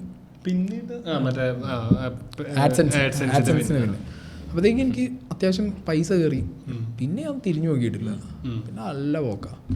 പിന്നെ ഞാൻ പഠിച്ച് എങ്ങനെ അറിയോ, എനിക്ക് മനസ്സിലായി ഇതിനകത്ത് എക്സിസ്റ്റ് ചെയ്യണമെന്നുണ്ടെങ്കിൽ ഞാൻ പഠിച്ചതാണ്, ഞാൻ ഉണ്ടാക്കിയ ഫോർമാറ്റാണ്. നിങ്ങൾ നോക്കിയാൽ മതി, എനിക്ക് തമ്മിലില്ല.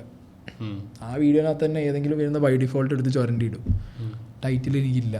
പൃഥ്വിരാജ് എന്തെങ്കിലും ഒരു കോൺട്രവേഴ്സി ആണെങ്കിൽ ഞാൻ ആകെയുടെ പൃഥ്വിരാജ് എന്നാണ്. കൂടുതൽ ഞാൻ ഇടില്ല. #ടാഗ് ഞാൻ വെച്ചിട്ടില്ല, #ടാഗ് ഞാൻ ഇട്ടിട്ടില്ല.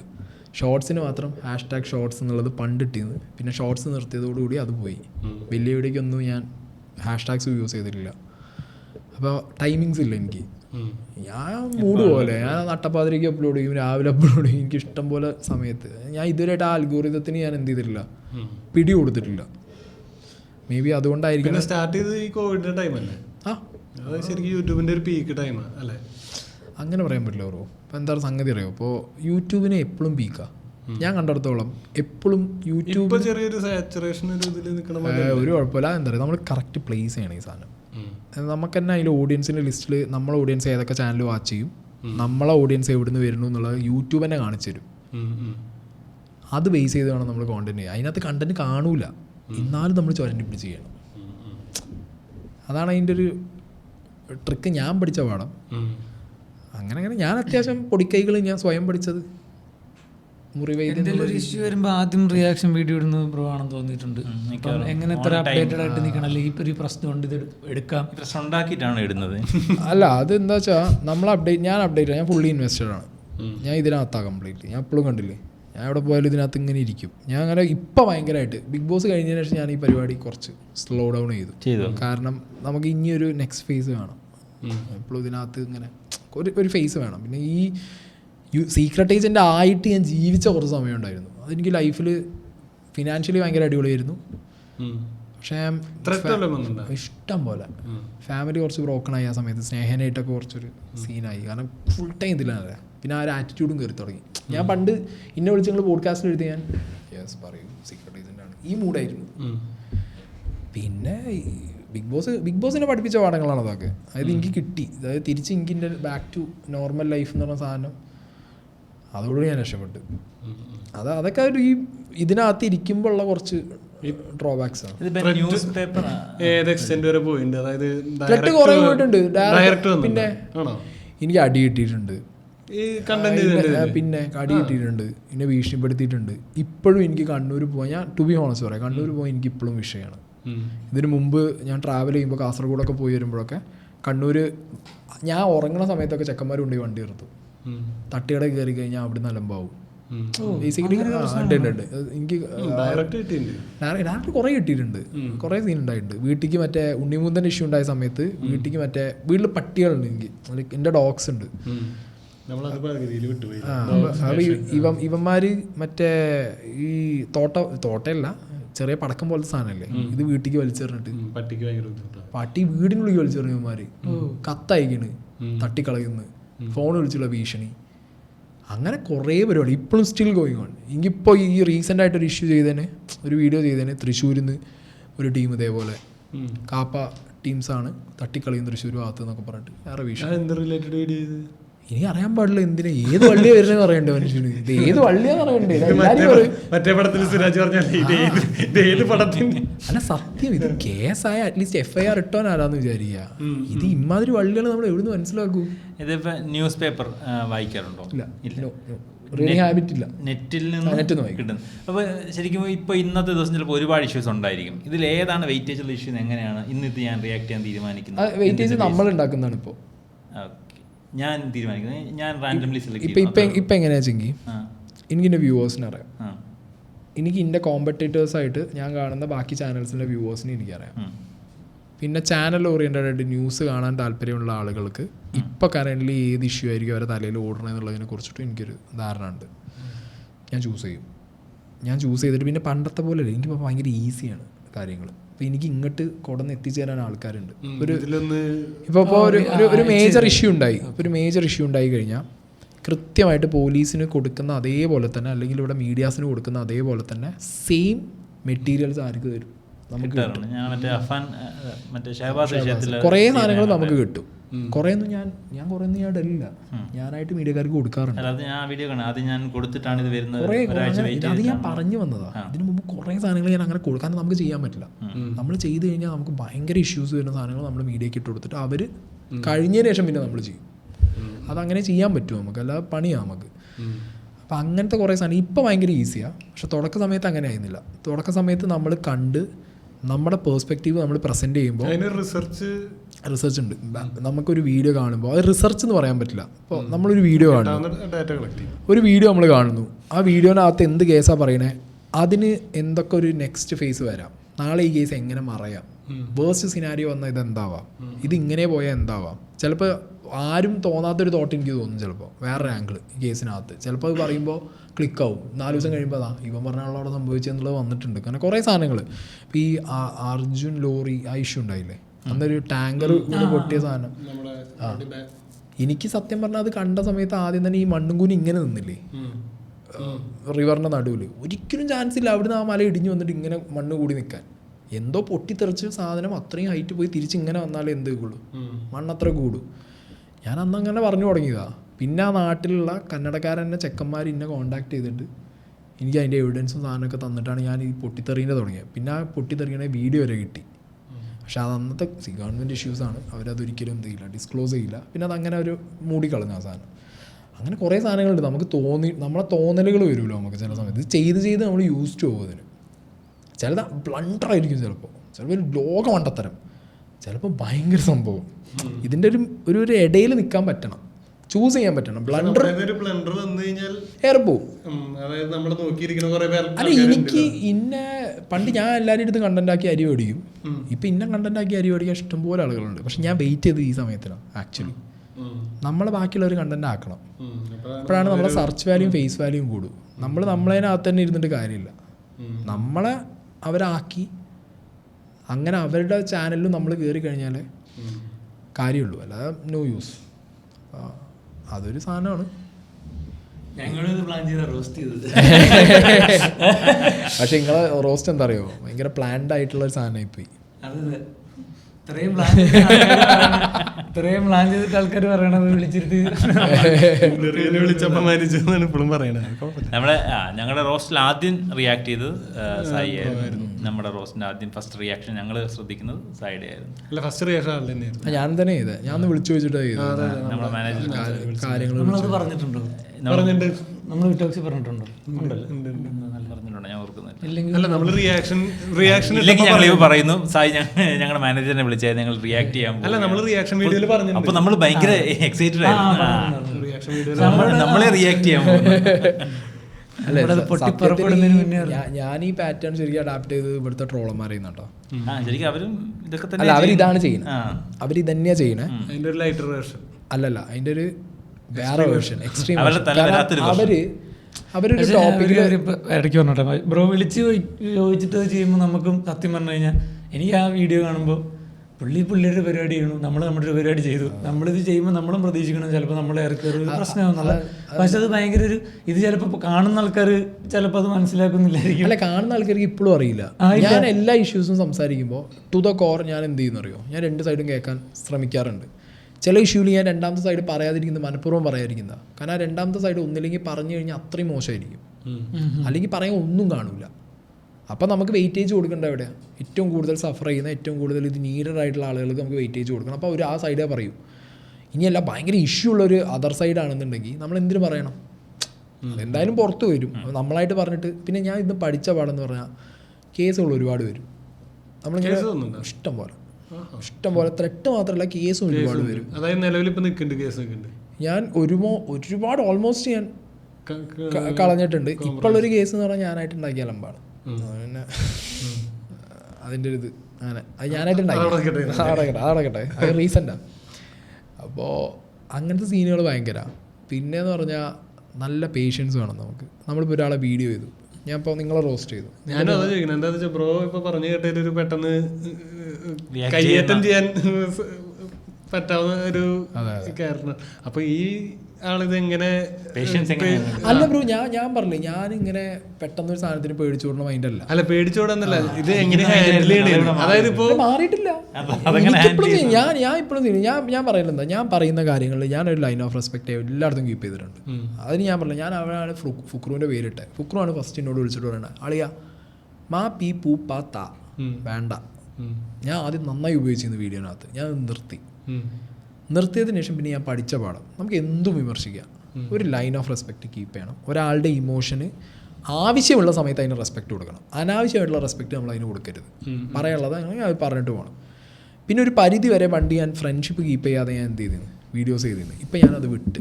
ഇപ്പം ഞാനൊരു ഫ്രണ്ട്ഷിപ്പ് ലൈനിൽ അല്ലെങ്കിൽ എൻ്റെ ഫ്രണ്ട്സാണ് അല്ലെങ്കിൽ എനിക്ക് അറിയുന്നവരാണെന്നുണ്ടെങ്കിൽ ഞാൻ അവരെ ഭാഗത്ത് തെറ്റില്ലെങ്കിൽ, അവരിപ്പോൾ ഈ പറഞ്ഞ അതിൽ ബൈ മിസ്റ്റേക്ക് ഏറുമ്പോൾ പരിപാടിയാണെന്നുണ്ടെങ്കിൽ ഞാൻ എന്ത് ചെയ്യും, ഒരു ലൈറ്റ് ആക്കും.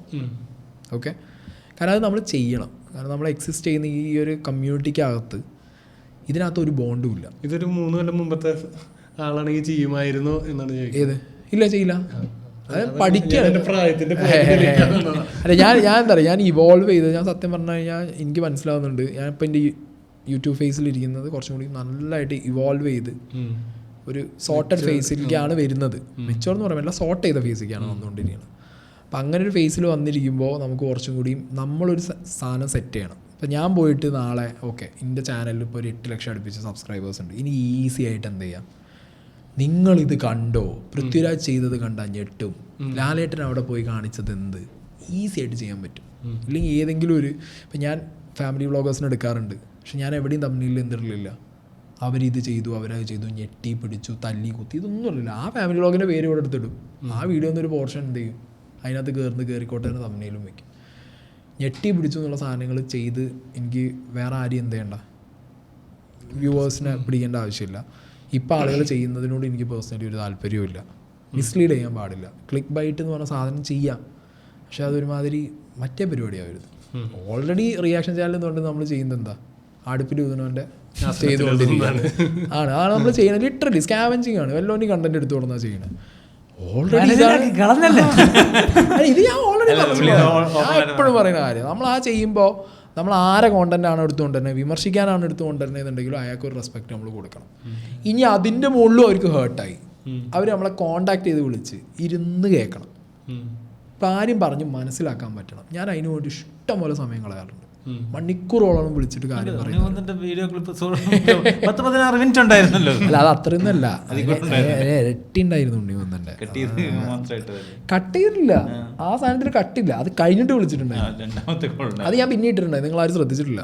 പിന്നെ ഒരു വട്ടം വെല്ലു വിളിച്ച അയാള്, അന്ന് ഞാൻ പിന്നെ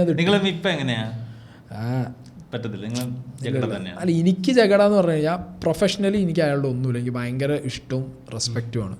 ആസ് ആൻ ആക്ടർ വേറെ ഒരു മലയാളത്തിലെ നടന്മാരും ഇപ്പം അനുഭവിക്കാത്ത സ്ട്രഗിളും സ്ട്രെസ്സും പെയിനും അനുഭവിച്ചിട്ട് തന്നെയാണ് അയാൾ വെട്ടിപ്പിടിച്ച് ഈ ഒരു പൊസിഷനിൽ എത്തിയിട്ടുള്ളത്. അത് അയാൾ ഭയങ്കര സംഭവമാണ്, ഒന്നും പറയാനില്ല. പേഴ്സണൽ ലൈഫിൽ ഒപ്പം നടക്കുന്ന കുറേ മണകൊളാഞ്ചന്മാരെ വർത്താനവും കേട്ട് മണ്ടത്തരം കാണിച്ച് അങ്ങനെ പേഴ്സണൽ ലൈഫിൽ കുറേ വള്ളികൾ പിടിച്ചു വെച്ചിട്ടുണ്ട്. ആ വള്ളികളിൽ ഒരു വള്ളിയാണ് ഞാൻ. നമുക്ക് എപ്പോഴും തോന്നുന്നുണ്ട് ഈ 2-3 ഫോൺ കോൾസ് നടന്മാരുണ്ട്. ഞങ്ങൾ ഡിസ്കസ് ചെയ്യുമ്പോൾ ഫ്രണ്ട്സ് പറയാമായത് നമ്മളൊരു ഗ്രൂപ്പിൽ നിന്ന് വെള്ളം അടിച്ചുകൊണ്ടിരിക്കുമ്പോൾ അവരല്ലേ വിളിയടാ എന്നാരെങ്കിലും പറഞ്ഞിട്ട് അല്ലാതെ ഇവരാരും വിളിക്കുന്നത്. ബ്രോ ഉണ്ണിമുന്തൻ ബ്രോക്ക് ഇങ്ങനെ വന്നിട്ട് ഇത് കണ്ടടാ ഇത് കണ്ടാ ഈ കാറിനകത്ത് ഇരിക്കുന്നവൻ ഇവൻ നിന്റെ അച്ഛനെ പറഞ്ഞു. This is the provocation point. ഈ പ്രൊവോക്കേഷൻ പോയിന്റിനകത്ത് ഇരുന്നുകൊണ്ട് ഇത് പറയുമ്പോൾ എന്താ സംഭവിക്കുക? ഇയാൾ അപ്പെടുത്ത് വിളിക്കും. ഇയാൾ അപ്പെടുത്ത് വിളിച്ചു, അതിൻ്റെ മുകളിൽ സംഭവം ഉണ്ടായി, സീനായി. എന്നിട്ടിപ്പോൾ എന്താ ഉണ്ടായത്? ആർക്കാ നഷ്ടം? അതാണ് അടുത്ത വിഷയം. ഇപ്പം എനിക്ക് പറഞ്ഞത് ത്രെട്ട് വന്നിരിക്കാം, കാര്യങ്ങളിരിക്കാം, പക്ഷെ എനിക്കാണ് വിസിബിലിറ്റി കിട്ടി. പിന്നെ ഞാൻ ആ സാധനം എനിക്ക് തോന്നുന്നു ഞാൻ നന്നായിട്ട് ഹാൻഡിൽ ചെയ്തു ആ സാധനം. കാരണം ഞാൻ നന്നായി തെറിയണമെന്ന് ഒരുത്തണം. ഒരുത്തം വിളിച്ചാലും ഞാൻ വിടലില്ല. അമ്മ ഒരു അലക്കലക്കും. ക്യാമറ ഓണാണെന്ന് എനിക്കറിയാം. എനിക്ക് അവിടെ സംസാരിക്കേണ്ടത് എനിക്ക് ബെറ്ററായിട്ട് അയാളേക്കാൾ കൂടുതൽ നന്നായി പ്ലേസ് ചെയ്യാൻ പറ്റി. അയാൾക്കാ സമയത്ത് പറ്റിയില്ല. ഇനി ആ ഒരു ഇമ്മച്ചുവർ സാധനം അയാൾ കാണിക്കില്ലല്ലോ. ഇനി ആരോടും എന്ത് ചെയ്യില്ല, ആരെന്ത് പറഞ്ഞാലും അയാളത് കാണിക്കാൻ പോണില്ല. നമ്മൾ നേരത്തെ പറഞ്ഞ റിയാക്ഷൻ സംഭവം നമുക്ക് ശരിക്കും സായി റിയാക്ട് ചെയ്ത് ശരിക്കും ഞങ്ങൾക്ക് നല്ലതായിരുന്നു. കാരണം നമുക്ക് ആ ഒരു 2 വശം പറയുന്ന ഒരാൾ, നമ്മളെ വൺ സൈഡ് അറ്റാക്ക് ചെയ്തതിനകത്ത് 2 സൈഡും പറഞ്ഞ ഒരാൾ എന്ന ലെവലിൽ നമുക്ക് റിയാക്ഷൻ വീഡിയോ നമുക്ക് ഹെൽപ്ഫുൾ ആയത് ഇതാണ്. സോ എന്തായാലും നമ്മൾ ഇവിടുന്ന് തുടങ്ങിയതാ ഞങ്ങളുടെ പോഡ്കാസ്റ്റ്. എനിക്ക് ടീമില്ല. ഞങ്ങൾ തുടങ്ങിയ സമയത്ത് ചെന്നൈ, അല്ലല്ല തുടങ്ങിയ സമയത്ത് ചെന്നൈ, പിന്നെ കുറെ നാൾ കണ്ടു ധോണി പോയപ്പോൾ പേഴ്സണൽ ഇഷ്ടം കൊണ്ട് അങ്ങനെ ഫോളോ ചെയ്ത് സാധിക്കുന്നത് എന്തോ എനിക്ക് പെട്ടെന്ന് പുള്ളിയെ ഭയങ്കര ഇഷ്ടമാണ്. എന്താണ് പുള്ളിയുള്ള പ്രശ്നം? ആകെ ഒരു പേരെ ഇപ്പൊ അറിയോ ധോണി. എല്ലാം അറിയില്ല കേട്ടോ. IPL വന്നപ്പോ എനിക്ക് കളി അത്ര ഇഷ്ടമല്ലായിരുന്നു. എനിക്ക് ആ വൺ ഡേ ഫോർമാറ്റിൽ പെട്ടെന്ന് ഒരു ബോളിവുഡ് സിനിമ പോലെ ബോളിവുഡ് സിനിമ പോലെ തന്നെ. എനിക്ക് ആ ഒരു വൺ ഡേ ഇഷ്ടമല്ല. കൊറേയൊക്കെ കാണും നിങ്ങൾ എക്സാജറേറ്റഡാ. ഈ 140, 150, 150 കാണില്ലേ, വാ പറഞ്ഞിരിക്കില്ലേ, അതല്ല തന്നെ അഡ്ജസ്റ്റ്മെന്റിൽ അടി നടക്കണുണ്ടോ? അതല്ല, ഈ ഫിഗേഴ്സ് കാണിക്കില്ലേ. നമ്മൾ ഏറ്റവും കൂടുതൽ ക്രിക്കറ്റിൽ എക്സൈറ്റഡ് ആവുന്നത് എന്താ? ഏറ്റവും വലിയ സിക്സ്, ഏറ്റവും വലിയ സിക്സ്, ഏറ്റവും സ്പീഡുള്ള ബോള്. ഈ സാധനത്തിലൊക്കെ ആസ് യൂഷ്വൽ സിനിമയെ കാണുന്ന കാര്യത്തിന് ഒരു ലാർജർ ദാൻ ഫിഗേഴ്സ്. അല്ല എനിക്ക് അതാ പറഞ്ഞത്, തുടക്ക സമയത്ത് ഈ 2020 ഫോർമാറ്റ് അത്ര കണ്ടോണ്ടിരിക്കുമ്പോ ഞാൻ കോളേജ് പഠിക്കുന്ന സമയത്ത് ഫസ്റ്റ് ഇയറിലാണ് IPL സ്റ്റാർട്ട് ചെയ്യുന്നത്. അപ്പോൾ ആ സമയത്ത് ഫുള്ള് ഫോളോ ചെയ്തു, എല്ലാ മാച്ചും ഇരുന്ന് കണ്ടു. അന്ന് ചെന്നൈയുടെ കൂടെ ആയിരുന്നു. ചെന്നൈ ഫൈനലിൽ എത്തി, തോറ്റുപോയി. ഞാനൊന്ന് സ്കൂളിലായിരുന്നു തോന്നുന്നു. രാജസ്ഥാൻ റോയൽസ് കപ്പ് അടിച്ചു. പിന്നെ സെക്കൻഡ് കുറച്ച് മിസ്സായി തുടങ്ങി. തേർഡൊക്കെ ആയപ്പോഴത്തേക്ക് ഞാൻ ശരിക്കും കാണാറില്ല. അന്ന് തൊട്ട് ധോണിയോട് ഇഷ്ടം. ഞാൻ ക്രിക്കറ്റ് ടെസ്റ്റ് മാത്രമാണ് ബേസ്ഡ്. ഞാൻ വേറെ സാധനം, കാരണം ഞാൻ പറഞ്ഞ മുത്തശ്ശൻ ഈ കള ലീവാക്കി ടെസ്റ്റാണ് കാണിച്ചിട്ടുള്ളത്. വണ്ടേന്ന് കാണുമ്പോൾ ഞാൻ സച്ചിൻ ഔട്ടായി ഞാൻ പോകും. പിന്നെ ഞാൻ വഴിക്കില്ല. പിന്നെ രോഹിത് ശർമ്മയായി, സച്ചിൻ പോയ രോഹിത് ശർമ്മയായി. അതിനിടയിൽ എനിക്ക് ഷിഫ്റ്റായി. ഞാൻ കംപ്ലീറ്റ്ലി ഇന്ത്യൻ ഫാനായി വിട്ടിട്ട് ഫുൾ ബ്രണ്ടൻ മെക്കുല്ലം ന്യൂസിലാൻഡ്. ഇപ്പോഴും ഞാൻ ന്യൂസിലാൻഡ് ഫാനാണ്. IPL ഫസ്റ്റ് കളിച്ചത് നമ്മളെ കൊച്ചിക്കാണ് കളിച്ചത് ഫസ്റ്റ്. പിന്നെ അത് കഴിഞ്ഞിട്ട് കുറേ ടീമിന് കളിച്ചിട്ടുണ്ട്. ഫേവറേറ്റ് ടീമുണ്ടോ IPL? Mumbai Indians. Okay Sai, നമ്മൾ വന്നപ്പോൾ പറഞ്ഞ ബാനിന്റെ കാര്യങ്ങൾ സംസാരിക്കാൻ പറ്റിയ ദിവസമാണ്. അല്ല ക്രിക്കറ്റിന്റെ സീൻ ഇപ്പം ഞാൻ പറഞ്ഞില്ല, ക്രിക്കറ്റിന്റെ ഒപ്പീനിയനുകൾ വിളിച്ചേ. അൺഫോർച്ചുനേറ്റ്ലി ഞാനിപ്പോൾ പ്രൊഫഷണൽ ക്രിക്കറ്റ് KCN അണ്ടറിലേക്ക് കളിക്കാൻ പറ്റില്ല. ഞാൻ സഞ്ജുവിനെ സപ്പോർട്ട് ചെയ്തൊരു വീഡിയോ ചെയ്തു. സഞ്ജുവിന് ചാമ്പ്യൻസ് ട്രോഫി കിട്ടാതിരുന്ന സമയത്ത് ഒരു വീഡിയോ ചെയ്തു. ഞാൻ എൻ്റെ ഇമോഷൻസ് ഉള്ള വീഡിയോനകത്ത് പച്ചയ്ക്ക് പറഞ്ഞിട്ടുണ്ട്. പച്ചയ്ക്ക് പറയുന്ന സെൻസ് ഒരു ലൈൻ ഓഫ് റെസ്പെക്ട് ഞാൻ കീപ്പ് ചെയ്തിട്ടുണ്ട്. പക്ഷെ ചോദിക്കാനുള്ള കാര്യങ്ങളൊക്കെ ഞാൻ കൃത്യമായിട്ട് അതോറിറ്റീസിൻ്റെ പേരെടുത്താണ് ചോദിച്ചിട്ടുള്ളത്. പിന്നെ ഞാൻ അത്യാവശ്യം ക്രിക്കറ്റ് കളിക്കുന്നതും ഈ സർക്യൂട്ടിനകത്തുള്ളതും ആയതുകൊണ്ട് എക്സാക്റ്റ് കാര്യങ്ങൾ നടന്നത് എന്താണെന്ന് എനിക്ക് വളരെ വ്യക്തമായിട്ട് അറിയാം. സോ ഞാൻ ക്വസ്റ്റ്യൻസും ചോദിച്ചിട്ടുണ്ട്. ഇന്ന ആളെ കൊണ്ടുവന്നത് എന്തിനാ, എന്തുകൊണ്ട് സഞ്ജുവിനെ വിളിച്ചില്ല, ഓപ്ഷൻ ഉണ്ടായിരുന്നു അവർ വിളിച്ചില്ല. അങ്ങനെ ഞാൻ കറക്റ്റ് ഒരു സാധനം ചെയ്തത്. അവർക്കത് ഭയങ്കരമായിട്ട് എന്താ പറയുക, അവരെ ഭയങ്കരമായിട്ട് ആരും അറ്റാക്ക് ചെയ്യാൻ വരുന്ന പോലെ ഫീലൊക്കെ തോന്നി. ലാസ്റ്റ് ശ്രീശാന്തിന് ഒരു നോട്ടീസ് കൊടുത്തു, ഷോക്കോസ് നോട്ടീസ്. കൂട്ടത്തിൽ എനിക്കും തന്നു, കൂട്ടത്തിൽ ശശി തരൂരിനും കൊടുത്തു. അവരുടെ ശശി തരൂരിന് കൊടുത്ത്. അങ്ങനെ അറിയില്ല, ശശി തരൂർ ട്വീറ്റ് ചെയ്തതിന് ട്വീറ്റ് ചെയ്തില്ല. അതിന് നോട്ടീസ് കൊടുക്കുന്ന KC എന്ന് വെച്ചാൽ എന്താ? വിമർശിക്കാൻ പാടില്ല. അല്ല KC എന്താ സംഭവം? ഞാൻ വീഡിയോനകത്ത് കേരള നോട്ടീസ് കിട്ടാൻ വേണ്ടി അല്ല അനീസിനും കിട്ടി. അല്ല നോട്ടീസ് കൊടുക്കാനത് അവരുടെ അതോറിറ്റി അല്ലല്ലോ. അതായത് അവര് ഷോക്കോസ് നോട്ടീസ് അയക്കണ്. അത് അങ്ങനെ ചെയ്യാൻ പറ്റും. നമ്മളെന്തിനാ അവർക്കൊരു show? അതായത് അല്ല, ഒരു കോഴ്സ് കാണിക്കേണ്ട കാര്യം. ശ്രീശാന്തിനും എനിക്കൊക്കെ അവർക്ക് അയക്കാം. ശശിധരൻ അയക്കുന്നതിന് അല്ല, അങ്ങനെ അവര് പേരുണ്ടായി. ഉത്തരവാദിത്തപ്പെട്ടതിലിരിക്കുന്നില്ലേ? അങ്ങനെ ചോദിക്കാൻ പറ്റും എന്നാലും. എന്താ സാർ ഇങ്ങനെ പറഞ്ഞതെന്ന് ചോദിക്കാമല്ലോ. ഓക്കെ എന്നിട്ട് നോട്ടീസ് വന്നു. നോട്ടീസ് വന്നു. ആദ്യം വന്നു ശശി തരൂർ നല്ല ഇംഗ്ലീഷിൽ അയച്ചു കൊടുത്തു. പ്രശ്നമില്ല, നമ്മളെല്ലാം നമ്മൾ തീർത്തു. Auto translator does not working. Okay bye. അയാളെ വിട്ടില്ലേ, സായിയെ പിടിക്കാം. സായി അങ്ങനെ സാധനം വന്നു. കൊസ് പറഞ്ഞോ? എന്തു പറയാ, ഷോ ചെയ്തോ? സി അതിന്റെ ഇതിന്റെ പ്രൊഫഷനാണ്. ഞാനിവിടെ നരേന്ദ്രമോദി മുതൽ പിണറായി വിജയൻ മുതൽ എല്ലാവരും ഇതും അറിയുന്നുണ്ട്. പിന്നെ എനിക്ക് എന്ത് കേസ് ചെയ്യും? എൻ്റെ മൂഡ് അതാണ്. ഞാൻ എവിടെ എന്ത് കാണണം എനിക്ക് പറയാൻ തോന്നി ഞാൻ പറഞ്ഞിട്ട് പോകും. അതിന് ഞാൻ ആരൊന്നും നോക്കലൊന്നുമില്ല. അപ്പോൾ ഞാൻ എന്താ കേസ് എനിക്ക് അയച്ചാൽ എനിക്ക് എന്ത് പോയി? എനിക്ക് ഇതിലും വലിയ ആൾക്കാർ ഇവിടെ എന്ത് ഡിഫമേഷൻ അടിച്ചിട്ട് ആ സാധനം വീട്ടിൽ വന്ന് നടക്കുന്നുണ്ട്. അതിന് ഞാൻ തിരിഞ്ഞു നോക്കിയിട്ടില്ല. എന്നിട്ട് അപ്പോൾ ഇതിന് തിരിഞ്ഞു നോക്കാൻ പോകണം. ഞാൻ പറഞ്ഞു എനിക്കൊരു കുഴപ്പമില്ല. റിപ്ലൈ ചെയ്തില്ല. നോ, എന്തിന്? അതിന് ചെയ്യേണ്ട ആവശ്യം തന്നെ അല്ലല്ലോ. അവര് ബാൻ ചെയ്തപ്പോൾ അവന്മാർ ഞാൻ മലപ്പുറത്തൊരു ടൂർണമെൻറ്റ് നടന്നു. അതിങ്ങനെ ഈ IPL സെറ്റപ്പിൽ ഡിസ്ട്രിക്ട് ക്രിക്കറ്റ് ലെവലിൽ നടക്കുന്ന ഏറ്റവും ഫ്യൂച്ചർ കപ്പ് എന്ന് പറഞ്ഞൊരു കപ്പ്. സോ ഞാനതിൽ ഒരു ടീമിൽ കളിച്ചിട്ടുണ്ടായിരുന്നു. അപ്പോൾ ഫസ്റ്റ് മാച്ച് കഴിഞ്ഞപ്പോഴത്തേക്കും അവർക്ക് മനസ്സിലായി അവൻ കളിക്കാൻ ഇറങ്ങി എന്നുള്ളത്. നെക്സ്റ്റ് മാച്ച് പിടിച്ച് ബാൻ ചെയ്ത് ഗ്രൗണ്ടിൽ ഇറങ്ങാൻ പാടില്ല, മെയിൽ അയച്ച്, സാധനം അയച്ച്, പരിപാടി അയച്ച്, ഷോക്കോസ് നോട്ടീസ് അയച്ച്. അപ്പോൾ എക്സ്പ്ലനേഷൻ ഇന്നോടല്ല ചോദിക്കണേ, അവരോട് ഡിസ്ട്രിക്ട് അസോസിയേഷനോടാണ് ചോദിക്കുന്നത്. ഇതിൻ്റെ കോഡ് ഓഫ് കോണ്ടക്ട് എന്താണ്, എങ്ങനെയാണ്, എന്താ കാര്യം എന്നുള്ളത്. പക്ഷേ ഇതിനൊരു മണ്ടത്തരം എന്താ ബേസിക്കലി എന്ന് വെച്ച് കഴിഞ്ഞാൽ ഇത് നടക്കുന്നത് ഈ കളി നടക്കുമ്പോഴല്ല. ഞാൻ ഈ വീഡിയോ ഇട്ടത് കുറേ മുമ്പാണ്. ഈ കളി നടക്കുമ്പോൾ കളിച്ചപ്പോഴൊന്നുമല്ല. അന്നൊന്നും ഒരു ആക്ഷനും ഇല്ല, ഒരു സംഗതിയില്ല. കളിക്കാൻ ഇറങ്ങിയപ്പോൾ ആക്ഷൻ എടുത്തു. കളിക്കാൻ ഇറങ്ങിയപ്പോൾ എന്നല്ല, ബേസിക്കലി അവർക്ക് അപ്പോഴാണ് റിവെഞ്ച് തീർക്കാൻ തോന്നിയത്. അവരപ്പോൾ അതെന്താ പറയുക, ഇതെന്താ പറയുക, പോയിന്റ് ഔട്ട് ചെയ്യരുത്. നമ്മളൊരു വിരൽ ഒരു സാധനത്തിനെതിരെ നമ്മൾ ചൂണ്ടാൻ പാടില്ല. ഇവിടെ എൻ്റെ അറിവിൽ കുറേ ഡിസ്ട്രിക്റ്റിലൊന്നും ക്രിക്കറ്റ് നടക്കുന്നില്ല. അപ്പോൾ നിങ്ങൾ പറഞ്ഞൊരു കാര്യമില്ല, പാഷൻ. ക്രിക്കറ്റ് എന്ന് പറഞ്ഞു കഴിഞ്ഞാൽ പാഷനാണ്. അച്ഛനമ്മമാർ കുട്ടികൾക്ക് കൊടുക്കുന്നൊരു തരം ഒരു വികാരമുണ്ട് ഈ ക്രിക്കറ്റിന് മുകളിൽ പൊതിഞ്ഞിട്ട്. അത് എനിക്ക് തോന്നുന്നു ഫുട്ബോളിനേക്കാൾ കൂടുതൽ ഇപ്പോൾ ക്രിക്കറ്റിനാണ് കേരളത്തിൽ ഏറ്റവും കൂടുതൽ കൊടുക്കുന്ന കുട്ടികളിത് കണ്ട് ഡ്രീമായിട്ട് വളരുക. ഇവർ ഈ ഡ്രീം ഒന്നും അല്ലാത്ത രീതിയിലാണ് പല ജില്ലകളിലും പോകുന്നത്. ട്രീറ്റ് ചെയ്യുന്ന പറഞ്ഞാൽ ലീഗ് നടക്കുന്നില്ല. ഡിസ്ട്രിക്ട് ലീഗ് നടക്കാത്ത ജില്ലകളുണ്ട്, ബേസിക് ഫെസിലിറ്റീസ് ഇല്ലാത്ത ജില്ലകളുണ്ട്, അസോസിയേഷൻ പ്രോപ്പറായിട്ട് വർക്ക് ചെയ്യാത്ത ജില്ലകളുണ്ട്. കാസർഗോഡ് മുതൽ തിരുവനന്തപുരം വരെ ഇതേ അസോസിയേഷനിൽ വരുന്ന ഫണ്ട് എന്താ ചെയ്യണേ, അവിടെ ടൂർണമെൻറ്റ് നടത്തുന്നുണ്ടോ, ഫെസിലിറ്റി ഉണ്ടോ, അവിടെ എന്താ ഇത് എന്തിന് ചിലവാക്കുന്നു എന്ന് അറിയാത്ത സ്ഥലങ്ങളുണ്ട്. ചില ഡിസ്ട്രിക്റ്റിലെ സെക്രട്ടറീസ് വർഷങ്ങളോളം അവിടെ തന്നെ ഇരിക്കുന്നുണ്ട്. ഒന്ന് കേസിൻ്റെ അഴിമതിക്ക് ED എടുത്ത് നോക്കിക്കഴിഞ്ഞ് കഴിഞ്ഞാൽ കേരളം ഞെട്ടുന്ന രീതിയിലുള്ള സാധനങ്ങൾ കണ്ടുപിടിക്കാൻ പറ്റുന്ന കേസുകൾ. അങ്ങനത്തെ പരിപാടിയാണ്. ഞാൻ അതൊന്നും ഞാൻ പറഞ്ഞിട്ടില്ല, ഞാൻ ആ വഴിക്ക് പോയിട്ടുമില്ല. ഞാൻ പറഞ്ഞത് എന്താ, സഞ്ജു സാംസൺ എന്ന് പറഞ്ഞാൽ ഇന്ത്യ കളിക്കേണ്ട ചാമ്പ്യൻസ് ട്രോഫി കളിക്കേണ്ട പ്ലെയർ. കേരളത്തിൽ നിന്ന് അയാളെ കളിപ്പിക്കാത്തതുകൊണ്ട് ഇന്ത്യയിൽ സെലക്ഷൻ കൊടുത്തില്ല. എന്തുകൊണ്ട് കേരളത്തിൽ എന്ത് ചെയ്തില്ല, സെലക്ട് ചെയ്തില്ല? പേഴ്സണൽ റീസൺ പറഞ്ഞിട്ട് അയാൾ വരാൻ പറ്റില്ല എന്നുള്ള മെയിൽ തിരിച്ചയച്ചു. Personal reason is a personal reason. ഈ മണ്ടംകുണാപ്പകൾക്ക് അത് മനസ്സിലാവൂ. ഞാൻ നിങ്ങൾക്കൊരു മെയിൽ അയക്കുക, personal reason I can come. നിങ്ങൾ തിരിച്ചെനിക്ക് മെയിൽ അയക്കുക, what is a personal reason ആയതുകൊണ്ടാണല്ലോ മണ്ടന്മാരെ ഞാൻ പേഴ്സണൽ റീസൺ എന്ന് പറയുന്നത്. അതെന്തിനും എനിക്ക് ഡിസ്ക്ലോസ് ചെയ്യാൻ പറ്റും ഒരാളെ മുന്നിൽ? അത്രയും വിവരവും ബുദ്ധിയും വേണ്ട അവന്മാർക്ക്, അതില്ല. അപ്പം അങ്ങനത്തെ ഒരു സാഹചര്യത്തിൽ ഒരു പ്ലെയറിനെ നിങ്ങൾ ആലോചിച്ച് നോക്ക്, ചാമ്പ്യൻസ് ട്രോഫി അടിച്ച് കപ്പ് ജയിച്ച് സഞ്ജു ഉണ്ടെങ്കിലുള്ള അവസ്ഥ എന്താ? അതൊരു വേറെ ഇവിടുന്ന് വിട്ടിട്ട് സഞ്ജുവിനെ അവരവിടെ സെലക്ട് ചെയ്യാത്തത് ദാറ്റ്സ് എ ഡിഫറെൻറ്റ് തിങ്. ഇവിടുന്ന് ചെയ്യണം, വീട്ടിൽ നിന്ന് ചെയ്യണ്ടേ, എന്നാലല്ലേ ബാക്കി കിട്ടൂ. ഇത് വീട്ടിൽ നിന്ന് ചെയ്യണില്ല എന്നുണ്ടെങ്കിൽ എന്ത് ചെയ്യും? ഇതാണ് സ്കീം. അപ്പം ഞാൻ ഇതിൻ്റെ മുകളിലാണ് സംസാരിക്കണത്. അപ്പോൾ ഒരാളൊരു സാധനം ഒരു വിരൽ പൊക്കി കഴിഞ്ഞ് കഴിഞ്ഞാൽ അയാൾക്കെതിരെ എന്ത്? അയാൾ ക്രിക്കറ്റ് കളിക്കണമെന്നാണെങ്കിൽ അവൻ്റെ ക്രിക്കറ്റാണ് ഇല്ലാതാക്കി. വേണ്ട, ഞാൻ ഈ 30 വയസ്സ് കഴിഞ്ഞിട്ട് ഇനി ഇത് കളിച്ചിട്ട് ഇന്ത്യക്ക് കളിക്കാൻ പോവുക. എനിക്ക് ക്രിക്കറ്റ് കളിക്കണമെന്നുണ്ടെങ്കിൽ ഞാൻ സ്വന്തം ഗ്രൗണ്ട് ഉണ്ടാക്കി അവിടെ വിക്കറ്റും വെച്ച് ഞാൻ കളിക്കും, എൻ്റെ ഇഷ്ടം. മനസ്സിലായില്ലേ? അവർക്ക് എവിടെ വിലക്കാൻ പറ്റും ഈ ലീഗ് മാച്ചസ്?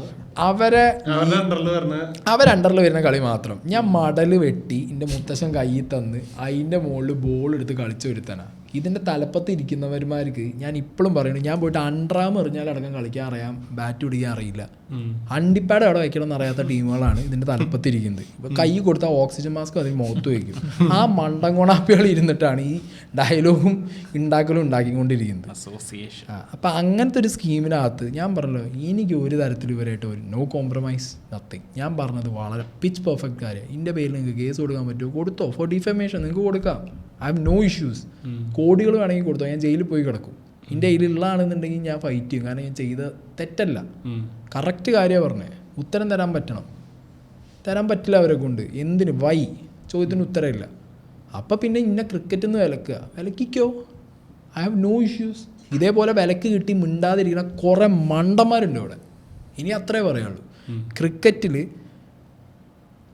ഏറ്റവും ഹയർ ലെവൽ ഓഫ് ക്രിക്കറ്റ് കളിച്ച കേരളത്തിൽ നിന്ന് പല റെപ്രസെൻറ്റേഷനും കേരളത്തിന് വേണ്ടി ചെയ്ത പല ടോപ്പ് ക്രിക്കറ്റേഴ്സ് ഇവർ ഈ ചാട്ടവാറിന് മുകളിൽ പേടിച്ചും ഉണ്ടായിരിക്കുന്നുണ്ട്. ഇവന്മാരൊക്കെ എന്നും ഓർക്കുന്ന കുട്ടികൾക്ക് നല്ലൊരു വഴി പറഞ്ഞു കൊടുക്കണം. നെക്സ്റ്റ് ജനറേഷൻ നല്ല ക്രിക്കറ്റ് കളിക്കണം എന്നാണെന്നുണ്ടെങ്കിൽ ക്രിക്കറ്റ് അറിയുന്ന, ക്രിക്കറ്റിൽ എക്സ്പീരിയൻസ് ഉള്ളവരാണ് ഇതിൻ്റെ തലപ്പത്ത് വരെ. അല്ലാതെ ഇതേപോലെ പൊളിറ്റിക്സ് കളിക്കുന്ന ആ പരിപാടി നടക്കൂല. അല്ലെങ്കിൽ അവരെ ഇഷ്ടത്തിന് കാര്യങ്ങൾ മുന്നോട്ട് കൊണ്ടുപോകണം എന്നുള്ളവരൊക്കെ ഇരുന്ന് കഴിഞ്ഞാൽ നോ യൂസ്. ഇവർക്കൊക്കെ പേടി അടുത്തൊരു ജനറേഷൻ ക്രിക്കറ്റ് അറിയുന്ന, ക്രിക്കറ്റ് കളിച്ച് വരുന്നൊരു ജനറേഷൻ ഇതിന് മുകളിൽ വരും എന്നുള്ള പേടിയാണ്. അപ്പോൾ അവർക്കത് മാറാൻ ഭയങ്കര പാടായിരിക്കും. പിന്നെ ഇതേപോലെ വിമർശനങ്ങൾ ഒരിക്കലും ഉൾക്കൊള്ളാൻ കഴിയാത്ത ആളുകൾ അവരെങ്ങനെ മുന്നോട്ട് പോകും? ഞാൻ കുറേ ചോദ്യം ചോദിച്ചിട്ടുണ്ട് ബ്രോ. ഇതേ അസോസിയേഷൻ്റെ അകത്ത് ഒരു കോച്ച് പോക്സോ കേസ് വന്നിട്ടുണ്ട്. ഈ സെക്രട്ടറി ഈ പ്രസിഡന്റും അറിഞ്ഞിട്ടില്ല. അല്ല, ഇവർ അവർക്കെതിരില്ല, കോച്ചിന് കോച്ചിന് അറിഞ്ഞ് കോച്ച് ഇത് കേസായി. കേസ് പബ്ലിക്കിൽ വന്നു. ഇവർ വന്ന പ്രസ് കോൺഫറൻസിനകത്ത് ഇവർ പറയുന്നത് എന്താ അറിയോ? ഞങ്ങളെ ഭാഗത്ത് നിന്ന് തെറ്റ് പറ്റി, ക്ഷമിക്കണം. തെറ്റ് പറ്റി ഇറങ്ങിപ്പോണം. പുല്ല് അതിന് മുകളിൽ പറഞ്ഞ് പിന്നെ എക്സ്പ്ലനേഷൻ കൊടുത്തുകൊണ്ടിരിക്കുക. ഒരു പോക്സോ കേസിനുള്ള ഒരാളെ തിരിച്ചറിയാൻ പറ്റിയില്ല. അയാളെ വീണ്ടും ഒരു അസൈൻമെൻറ്റ് കൊടുത്ത മാതിരി ഇവരെന്തോ ചെയ്തിട്ടുണ്ട് പരിപാടി. എന്നിട്ട് വന്നിരുന്നു പറയുക തെറ്റ് പറ്റിപ്പോയി. എന്ത് തെറ്റ്? ഞാനൊക്കെ തെറ്റ് പറ്റി ഇറങ്ങി പോകും, പിന്നെ ആ വഴിക്ക് ഞാൻ പോവില്ല. അതാണല്ലോ നമ്മൾ മനുഷ്യന്മാരായ അങ്ങനെ. തെറ്റ് പറ്റിയാൽ തിരുത്താൻ പിന്നെ ആ പൊസിഷനിൽ ഇരുന്ന് തിരുത്തരുത്. ഇത് പിന്നെ അവിടെ കടിച്ചു തൂങ്ങിയിരിക്കുന്നു. അങ്ങനത്തെ കാര്യങ്ങൾ കാണുമ്പോൾ ഞാൻ പറഞ്ഞല്ലോ, എനിക്കിനി ഇന്ത്യയും കളിക്കണ്ട, ക്രിക്കറ്റ് KCAക്ക് വേണ്ടി കളിക്കണമെന്നില്ല, ലീഗ് കളിക്കണമെന്നൊരു താല്പര്യമില്ല. ഞാൻ പറഞ്ഞല്ലോ, മടലും പിടിച്ച് കൈ പിടിച്ച് കളിക്കാൻ തുടങ്ങിയാണ്. ഞാൻ എവിടെയും കളിക്കും. എനിക്കിനി ഒന്നും വേണ്ട. ഞാൻ ചുമ്മാ ഇരിക്കണ എയറിൽ ഇങ്ങനെ ബോളും ബാറ്റും ചെയ്ത് ഞാൻ അങ്ങനെ ഷാഡോ ക്രിക്കറ്റ് കളിച്ചിട്ടാണെങ്കിൽ ഞാൻ പോകും. വിഷയമുള്ള കാര്യമില്ല. ആവശ്യമില്ല. എന്താ ആവശ്യമുള്ളൂ? റെക്കഗ്നീഷൻ കിട്ടുന്ന സമയത്ത് കിട്ടിയത്. സൈഡ് ഫ്യൂച്ചർ എന്താണ്? റിയാക്ഷൻ വിട്ട് വേറെ എന്തെങ്കിലും മേഖല എക്സ്പ്ലോർ ചെയ്യാൻ പ്ലാൻ ഉണ്ടോ? റിയാക്ഷൻ വിടൂല. റിയാക്ഷൻ അവിടെ ഉണ്ട്. കാരണം അത് ഉണ്ടെങ്കിലേ എനിക്ക് ലൈഫിലൊരു ത്രില്ലുള്ളൂ. എന്തെങ്കിലുമൊക്കെ എപ്പോഴെങ്കിലും ഒരു അടി കിട്ടണം, എപ്പോഴെങ്കിലുമൊക്കെ പ്രശ്നങ്ങൾ. ഫ്യൂച്ചർ പ്ലാൻസ് എന്തെങ്കിലും വേറെ? അല്ല, ഇങ്ങനെയുള്ള ഹാപ്പനിങ് ആണോ? ഇടയ്ക്കിടയ്ക്ക് ഇങ്ങനെ പ്രശ്നങ്ങൾ ഉണ്ടാകുമ്പോഴൊക്കെ നമ്മൾ തന്നെ ഇടയ്ക്ക് ചിന്തിക്കുമ്പോൾ തോന്നാറില്ല ഞാൻ എന്തിനൊക്കെ ചെയ്യണം, അങ്ങനെ ഒരു പോയിന്റ് ഇല്ല. കുഴപ്പമില്ല. ഞാൻ ഒരു കാര്യം പറയട്ടെ, ആരെങ്കിലുമൊക്കെ എന്തെങ്കിലുമൊക്കെ ചെയ്യണ്ടേ, അത്രേ ഞാൻ ആലോചിക്കാറുള്ളൂ. അപ്പം എല്ലാവരും പേടിച്ചിരുന്നിട്ട് കാര്യമില്ല. ഇനി എൻ്റെ ഒരു ബേസിക് ലൈൻ അതാ, നമ്മളെല്ലാവരും പേടിച്ച് ഒതുങ്ങിക്കഴിഞ്ഞ് കഴിഞ്ഞാൽ പിന്നെ ആർക്കും ഒന്നിനും ലൈസൻസ് ഇല്ല. പേടിപ്പിക്കാൻ കുറേ ആൾക്കാരെ എണ്ണവും കൂടും.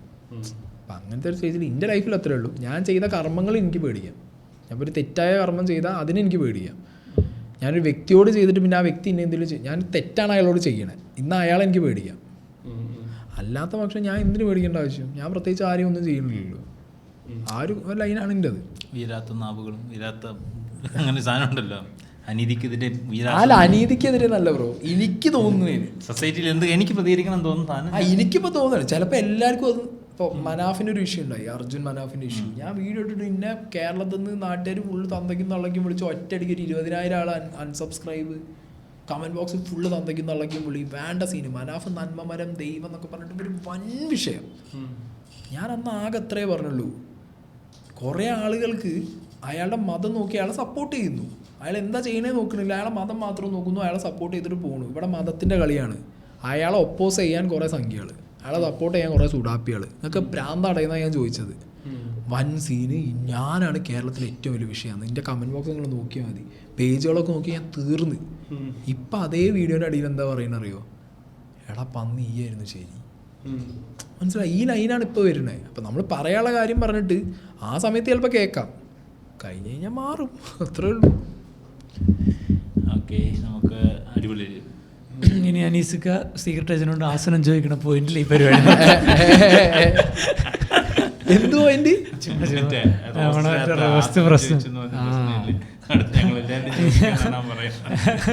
നിങ്ങളോട് ചോദിച്ചത് എൻ്റെ ജയിക്കണം. ആ മംഗളകർമ്മത്തിൽ ഈ എപ്പിസോഡ് യോഗ അറിയാം. നമ്മുടെ സ്ക്രിപ്റ്റ് അത് നമ്മളും കഷ്ടപ്പെട്ടിരുന്ന സ്ക്രിപ്റ്റ് നമ്മള് രാവിലെ 5:30-ക്കൊക്കെ എഴുതി തീർത്തിട്ട് ഉറക്കെ ശരിയാതെ ഏറ്റവും അവസാനം വന്ന ക്യാരക്ടറാണ് മെയിൻ പ്രശ്നമായത്. അവൻ വരൂല എന്ന് പറഞ്ഞിട്ട് നമ്മള് ഒഴിവാക്കി വിട്ടത്. അപ്പൊ അവിടെ നിന്ന് വിളിച്ചിട്ട് പറഞ്ഞു അല്ല അവൻ ഉണ്ടാവട്ടോ, ഇൻട്രസ്റ്റും ഇല്ല നമുക്ക്. ഇത് ഒരാളോട് വന്നാൽ അതിനു വേണ്ടി വേറെ സ്ക്രിപ്റ്റ് എഴുതണം. സത്യം പറഞ്ഞാൽ ആ ലാസ്റ്റത്തോട്ടൊന്നും ഇപ്പൊ ക്വാളിറ്റി ഇടിഞ്ഞാണ് അത് കണ്ടേക്കുന്നത്. നിങ്ങൾ ടു ഏർലി എന്ന് എനിക്ക് തോന്നണേ. ഈ ANB റോസ്റ്റ് ഒക്കെ കണ്ട മലയാളികളുടെ എണ്ണം വളരെ കുറവാണ്. ട്രോൾ ലെവലിൽ ഇവിടെ ആയിട്ടുള്ളൂ. അത്രേ ആയിട്ടുള്ളൂ, അതിനപ്പുറത്തേക്ക് വന്നിട്ടില്ലല്ലോ. പിന്നെ റോഡീസ് പോലത്തെ ഷോസും ആരും കണ്ടിട്ടില്ല. അപ്പം അങ്ങനത്തെ ഒരു സെറ്റപ്പിൽ ഇങ്ങനത്തെ ഒരു സാധനം ടു ഏർലി എനിക്ക് തോന്നുന്നു. ചിലപ്പോൾ നിങ്ങൾ ഇപ്പം ചെയ്താലും ഇല്ലല്ല പൊളിറ്റിക്കലി കറക്റ്റ്. അപ്പം ഞാൻ പറയട്ടെ, ഞാൻ വീഡിയോ ചെയ്യുന്ന സമയത്തും ഞാൻ ശ്രദ്ധിക്കാറുണ്ട് ഞാൻ പൊളിറ്റിക്കലി കറക്റ്റ് ആയിട്ടിരിക്കണം. ലൈഫിലും ഞാനത് ഇംപ്ലിമെൻറ്റ് ചെയ്യുന്നുണ്ട്. നമ്മൾ അത്യാവശ്യം പബ്ലിക്കിൽ ഇറങ്ങുമ്പോൾ നമ്മൾ കാര്യങ്ങൾ പൊളിറ്റിക്കലി കറക്റ്റ്നെസ് കുറച്ച് കീപ്പ് ചെയ്യണം. പൊളിറ്റിക്കലി കറക്റ്റ് ആയിട്ടിരിക്കണം, നമ്മൾ കാരണം ഹേർട്ട് ആവാൻ പാടില്ല. പക്ഷേ പേഴ്സണൽ സ്പേസിൽ ഇതേ പറയുന്ന ഞാനത് തുറന്നു പറയാം. ഞാൻ ഈ പറയുന്ന ഞാൻ സിത്തുബായി സ്നേഹക്കുള്ള സമയത്ത് വിളിച്ചു പറയുന്നത് കേട്ട് കഴിഞ്ഞാൽ കാട്ടവരാതായി. അതെല്ലാരും അങ്ങനെ തന്നെയാണ്. നമ്മള് ആൾക്കാരുടെ മുന്നിൽ ഇറങ്ങുമ്പോൾ എല്ലാവരും ഒരു ചെറിയ മുഖം കൂടി ഉണ്ട്. അത് പറയാനുണ്ടോ ചോദിച്ചാൽ കണ്ണുറക്കണം. ഇത് തന്നെ അതിന്റെ ഒരു 5% പുറത്തു പോയാ അങ്ങനെയുള്ള ക്രൗഡിന് മുന്നിൽ നിങ്ങൾ പോയിട്ട് ഇത് പറയുമ്പോഴേ ലാലേട്ടനെ വരെ സിനിമയിൽ മറ്റേ ജാക്കി സാധനം പറഞ്ഞിട്ട് നമുക്ക് വരെ ഏറെ പോയില്ലേ.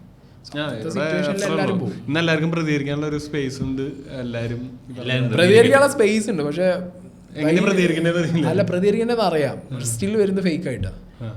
ഫേക്ക് അക്കൗണ്ട്, പേരില്ല, മുഖമില്ല, ഒന്നുമില്ല, ചുമ്മാ വന്ന് പറഞ്ഞിട്ട് പോകും. എന്തായാലും സായി, താങ്ക്സ് ഫോർ കമ്മിങ്. ഞങ്ങൾക്ക് നല്ല സായിയുടെ അധികം ആൾക്കാർ എക്സ്പ്ലോർ ചെയ്യാത്തൊരു ഭാഗം പോഡ്കാസ്റ്റിൽ വേറൊരു സൈഡ് നമുക്ക് ഇന്റെ കഴിഞ്ഞിട്ടില്ലട്ടോ, ഉണ്ടാവും. ഞാൻ വിടാനില്ല. So enjoy IPL. നമ്മൾ IPL പറ്റി അധികം ഒന്നും പറഞ്ഞില്ലെങ്കിൽ IPL കുറിച്ച് ഒന്നും പറഞ്ഞില്ല. IPL കുറിച്ച് പറയുകയാണെങ്കിൽ കുറെ പറയാണ്ട്. മുംബൈ ഫാനായി ഞാൻ ചെന്നൈ ഫാൻ്റെ അടുത്ത് പറയൂല, സത്താലും പറയില്ല. താല്പര്യമില്ല. ചെന്നൈ ഫാൻ്റെ അടുത്ത് ഇരിക്കുകയാണെങ്കിൽ നിർത്തിക്കോ, ഞങ്ങൾ പോവാം.